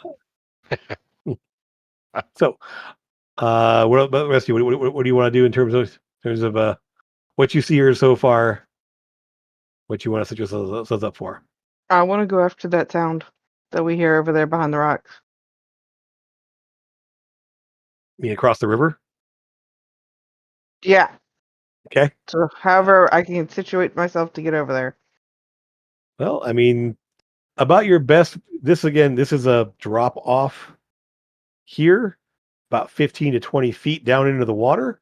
But over here, it's this would be a good spot potentially. You can see there's a little spot there you can get across that way, but you have to kind of run past the giant over there to get that way. I'll just clobber him and then go over there with who's a flank. I got it. Okay. Okay, so so your intent is to go head across the river, okay? Yep. And with this, Lucas, how about you guys? I'm gonna follow Sora. Obviously. Okay. That's the plan. I mean, it's not obvious to me. Okay. Yeah. I've told Sora I'm not going to take my eyes off her until she's safe. So. Sure. Okay. All right. That's the plan. And you guys, I'll kind of put you guys like in that direction, sort of like getting ready to move that way. Lucas, how about you? Yeah, we'll head off there with them. Okay. Right. Yep. There's definitely sounds of, again, the giant threw the ogre up this way, and it moved like you kind of saw it move, go, like actually probably threw it up over here. It climbed the rest of the way up and then went out of view that direction. So went to the northeast there. Yeah. Yeah. So Jim, because you shrank us a little bit, is it still 5 feet of movement? Yes. For every square? Okay. Yes. It should be. Okay. Yeah. I want to give like super small, but yeah, I mean it's a little smaller. And I could not get this grid map to line up with a normal grid, so I gave up on it and just said follow the grid. The grid works. Okay. Well, in that case, let's go ahead and I'm gonna don't do anything just yet. Let me make sure everything's cleared first. And then we'll start with some initiatives. Go ahead and roll some initiatives.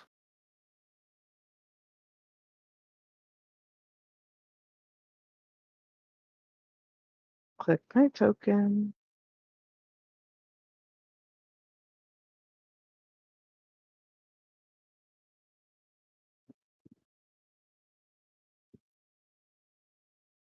Wow, I'm rolling like shit tonight. Oh, sorry. I am rolling like feces tonight. Garbage poop. Sorry. I apologize, YouTube world. Eskinosaura there, and we should be all good to go. I rolled mine. Oh, didn't have a turnover yet. Yeah, I see that. Why aren't you on the turnover? Yeah, I rolled a 22. Why is that not showing up? I clicked the thing. You rolled a 21. No, that was stealth. You see the initiative roll below it says 22. Oh, 22. Yeah. I see it. Oh, see it. I'll try again. Turnover.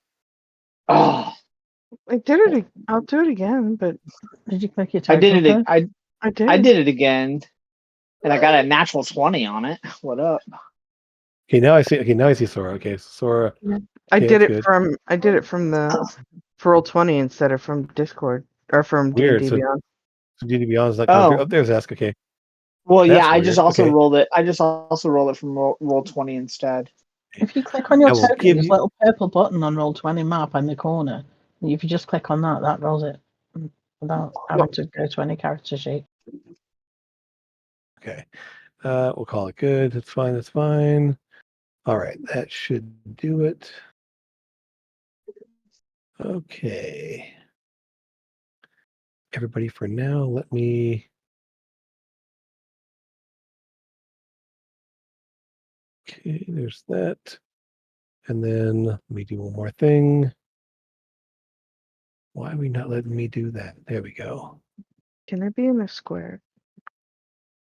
Yes, put yourself in a square. It's fine.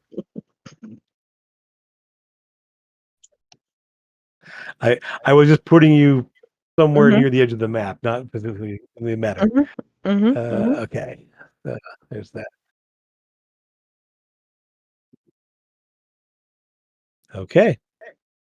I just figured I get time to make fun of you for not putting it in the square.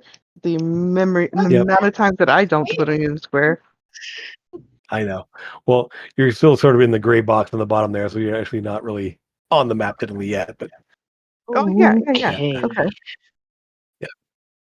So, next thing. Let me make sure one more thing is set up here. We're all good there. Okay, Esk, you are Okay. up. That's my timer. Oh, yep. Probably. Okay, so two things. For my first round, I actually want to. Okay, it says bonus action, but can I use one thing for bonus, actually main action, then bonus action rage? Or do I need You want to use a bonus to? as a main action? Yes. Yeah, So you know what I what? would I'm like okay to with do that. You want to is do two bonus actions? Yeah. right, yeah. So yeah. So bonus action, I like take a deep breath and then enter into my aspect of the worm. So whenever I get out of this, I'll run towards them, and they're gonna have to make wisdom saving throws, or else become frightened of me, as I am also raging, and then that will be Okay. the end of my turn. So Will you go ahead and activate your worm, activate your rage, and rush in? And rush in.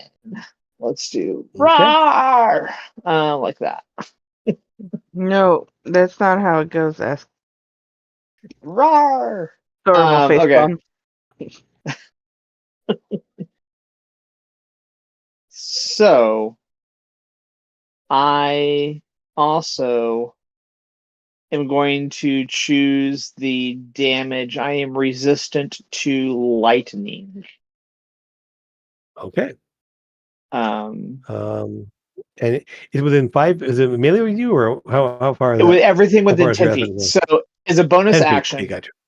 I create an aura that lasts for a minute, radius 10 feet from me, and I can choose only one of the following effects. I'm going to choose five frightful presence, actually.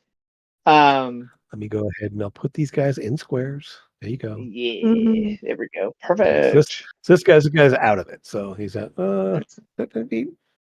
He's 15 feet away. Yeah. So, Okay. but these two are. Okay, so the hill giant, as you I'm let's see, as a hollering. wisdom saving throw. Yep. Okay, not so Wisdom great. saving throw. 13. Yeah, he's scared of me. He is Okay. scared of me. And DC 18 right now. okay. Look at that ogre failed too. They rolled well. Too, Yay. but they're scared. They are frightened They're of scared. you. Yes, all 3 feet of me. Okay. Actually, that's not what I want. Wrong one. They're super Where is it? strong. And They're definitely. the ogre goes, fear, kick, put it away. Ah! So scary. It's a bug. Scary Stomp on little it. rat. Look, it's a little dragon. All right. So they are. That is you, Esk. Okay, that is some my fighting turn. I am. happens. What's going on with the sound here? Come on.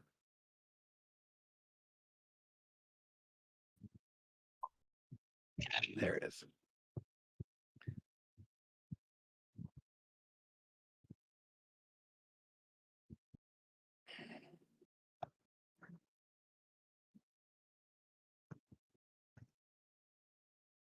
Lucas. What you got?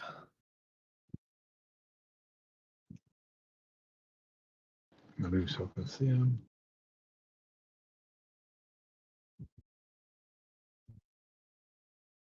I'll just go with the old faithful fireball. Okay. Wow, that's so many ones. That's ridiculous. One sec here. Let's verify. Okay. It fizzles. Ooh, okay. I don't know that because I'm not I mean, a casty person. he doesn't know how badly you rolled on damage. all No, he sees is a bead of fire coming. Like, no. Yeah. We'll see which one. Somebody in the darkness there you can't quite see. He spotted Okay. you. Let's just see. Actually, your point direction there, it'll light him up here. I will show him because he's back here. But yeah, he is back right here. boop. There's an ogre mage hiding out in the back there. Okay. And so now that he's lit up there, and you see him there, he kind of like took a little aside there and went whoop. So blew his counter spell on a 17-point fireball. Yay! I'll point him out. You want to move or do anything else? Yeah. Yep. You point him out. Okay. Yeah. I'll give bardic inspiration to Sora. Okay. Bardically inspired. Yes. Inspiritized. And you want to move? No, I'll stay there for now. Okay. All right. The mage gets to go. And he, let's see here. He's this scary little guy here. Gonna try something, see if it works. Need you give me a wisdom saving throw there, Esk, as he is casting a spell at you.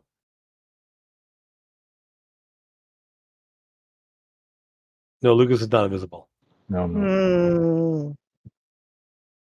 Good. Esk, are you there, Esk? He's muted. Okay. Yeah, I'm clicking. Okay. I'm clicking on the. Oh, I'm clicking on the button, but it's not.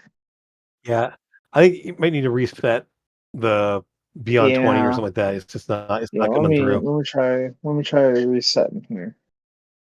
I'm gonna try refreshing everything. 1 second. Did you put your Beyond 20 back on? Yeah. The beyond 20 is back on. It's got full access. I don't know what's in here. Weird.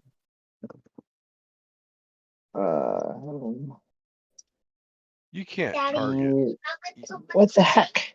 enemies in this game here. Like on Foundry, you can target who you're trying to hit. You can point it out to me. It doesn't need. Yeah. No, but I'm saying you can't actually target the icon, right? Yeah. No. No, not specifically. No. I find it such a pain because every time I go to text them, I forget to target him. Crap. Again. Okay, there's something coming through now. Okay, so that's working. Or target myself by accident. I hate to do that. Yeah. Why is that not going to work? Okay, just whatever. /R D20 plus 5. Okay. 16. I think you might have made it. Yep, that'll make it. Yep. DC is 15. So, yeah, you start to feel yourself seize up a little bit, and then break out of it. Tries the whole person on you. Okay, cool. And then he's going to go ahead and back up this way. I do have the ring. It doesn't work on magical. It works on spells. It's physical restraints, not magical restraints. Yep.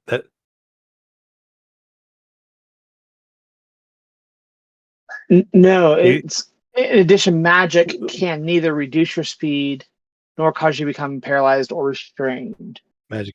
Okay. Yeah, I remember this. Okay, whatever.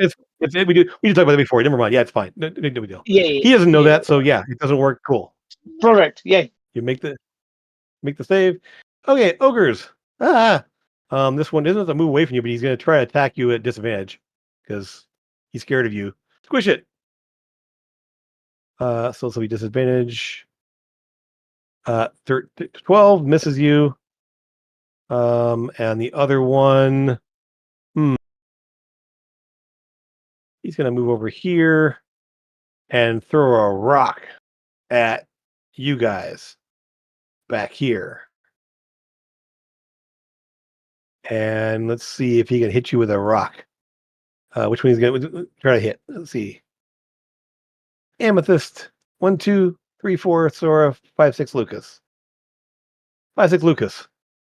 You tried to fireball me. Actually, he's throwing a javelin at you. Sorry. That's what he has. A pointy stick. 11 misses. The pointy stick goes flying past you. Yep. Clyder's behind you there. That's all we see there. Sora, you're up. Things are happening. They're always happening. Mm-hmm. Ask. That's not how you hit people. You don't just, yell at them. You have to yell at them and smack them. Like this. 1. Nope. I know, just kidding. Yep, you smack into him real good there. Mm-hmm. Whack him again. Okay. Well, that was bad. That's not hit. Okay, cool. But, Very cool. You kind of throw in like he's got like patchwork hide and stuff in there, and it hits him. He kind of twists with it there. Doesn't do any serious impact on him. Awesome. Make sure you don't put Giant's Might on there because I am just now going Giant as my bonus action. Gotcha. Cool. Okay. Yeah, I'll make you big. Your size now. You hit me. No, you're ogre size now. You're not giant size. So close enough. You're huge. You're huge, not large. he's still about head and shoulders above you. Oh, that's past turn. That's how that works. Okay, all right. Grim. They are all up there. You are hidden. You have a clear shot at them. Well, the Sora's kind of in the way a little bit, but you can still shoot them. And I probably can't get a clear shot from where I'm at on the mage, so I'm just going to take down the big guy. Yeah. I have advantage on him, correct? You have advantage on everybody because nobody knows you're there. You are hidden. So, yes. Short bow. This is on the giant. Yep.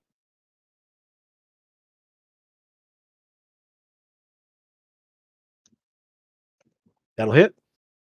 That hits. Good. So there.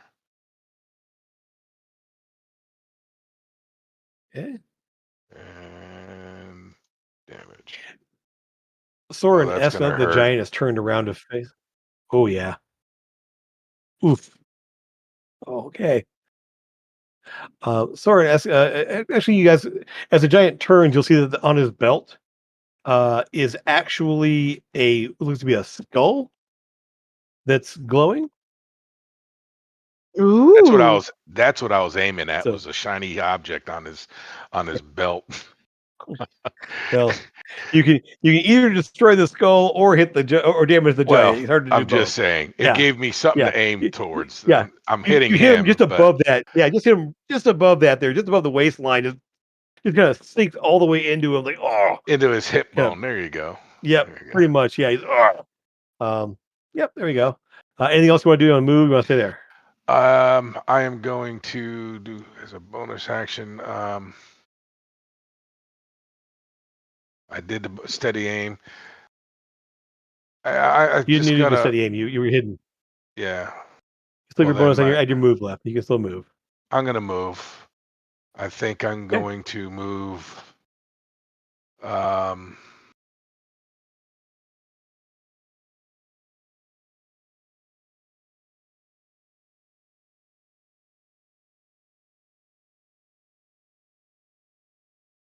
5, 10, 15, 20, 25, 30. Sure. Yep. Okay. Actually, no, I'm just going to go right there. I'm bringing it up and I'll be putting my, I put, as I'm running, I put away my bow and I'll draw my daggers. Cool. I don't know if I could do that, but. Yeah, you sure. It'll be cool. Kind of, as you're trotting forward, then you put the bow over your shoulder there, pull the daggers out there, you're ready to go. Excellent. Amethyst. So I moved up, got big. And not big in the baby way. That's next.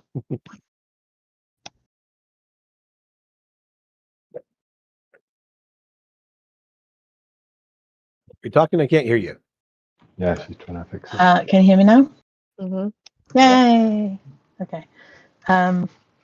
Sort of okay. Sorry to get big. I don't suppose you get that big if you're only laying an egg, right? You just lay an egg. Oh. Yeah. I don't know. Multiple Right. eggs. Multiple Okay. eggs. Okay. Anyway, I want to try and use this rock as much as possible for cover from the mage dude. Because I don't want this being counterspelled. As a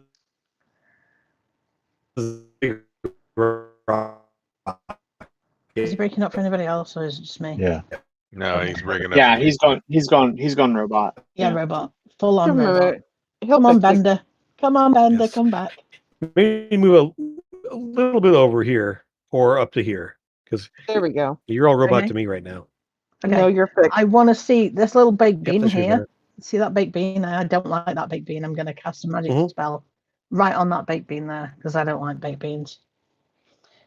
It's 20-foot radius sphere, of course, Chaz.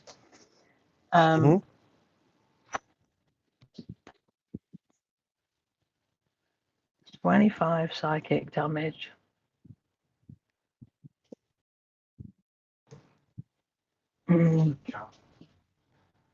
DC. Oh yeah, he's already counterspelled this round. Never mind. Anyway. Doesn't matter. You're fine. I forgot. Okay, so you would pick that, wouldn't you? Okay. What have I giant. done? Whoa. The intelligence save? I don't know. Yep. I don't know what's happening. What? You're really Intelligence save, right? Yeah. You're lagging a lot. I know. So it's difficult to keep up sometimes. I know.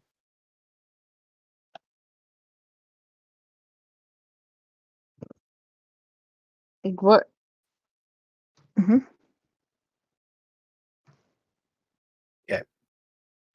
So no problem there. And then the mage. Where's he at? There he is. Please don't be a wizard. Hmm? I said, please don't be a wizard. It's a wizardary. He's a wizardary. Nah. Wait, whoops, lost him. Sec. There he is. He's been misplaced. It's coming. I mean, yep. Okay, nope. Okay. So they all take some damage. Yep.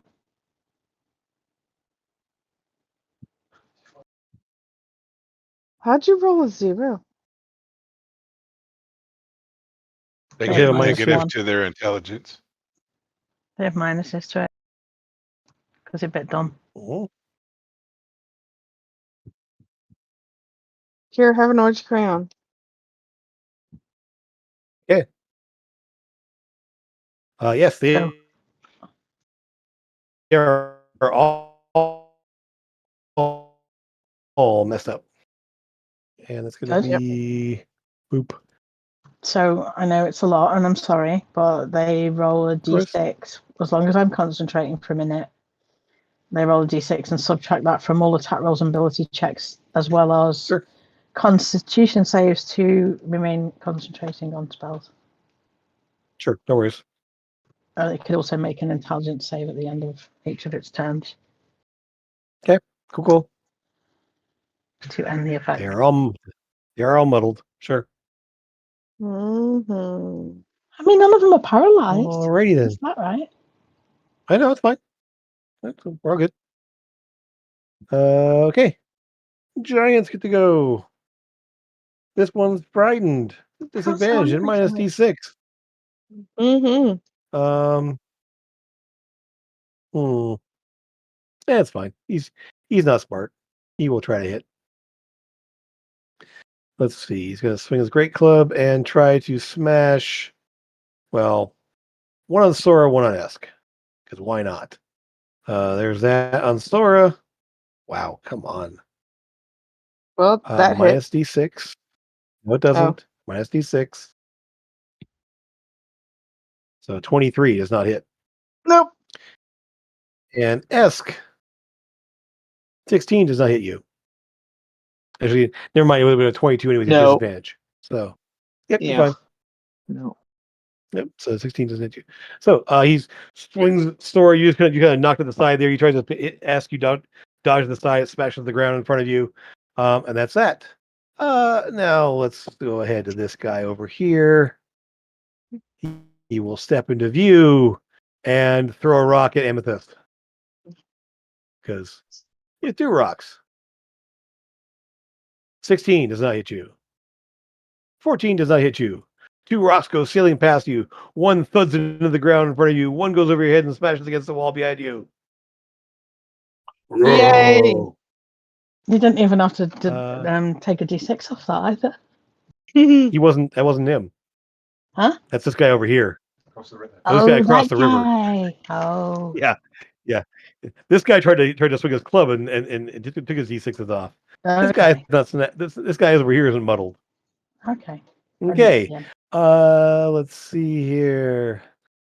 You will hear you will hear sounds of fighting, some shouts, things happening there.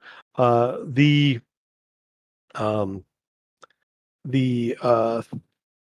thunder is happening. Let me check them real fast here. What is the range on this? Let's see my little bit.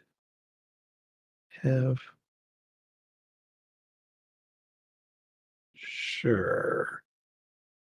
There was a flash of lightning, bright flash of lightning, and you all for a moment see illuminated, like the whole canyon is illuminated just briefly.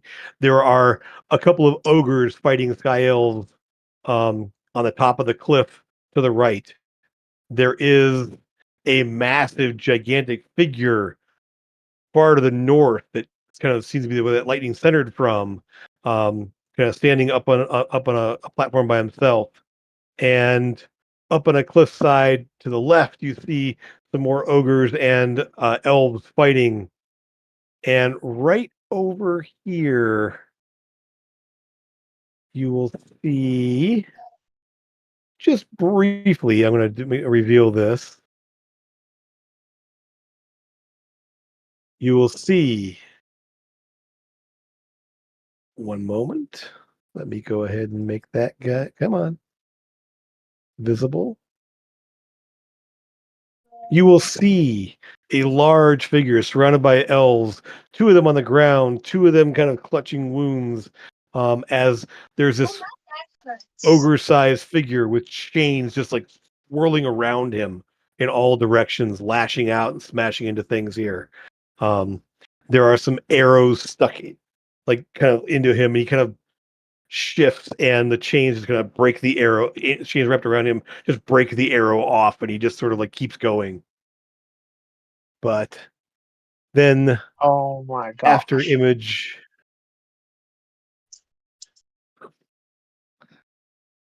the spots in front of your eyes go away, and yes, but you know he's over there.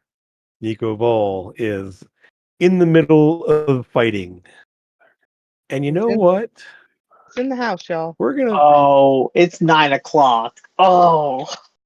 We are gonna pause right there at the top of the order and be back next week to see where this goes as Nico Vol is revealed along with all of his little friends here in this canyon. Is that what you call them? Friends? Maybe.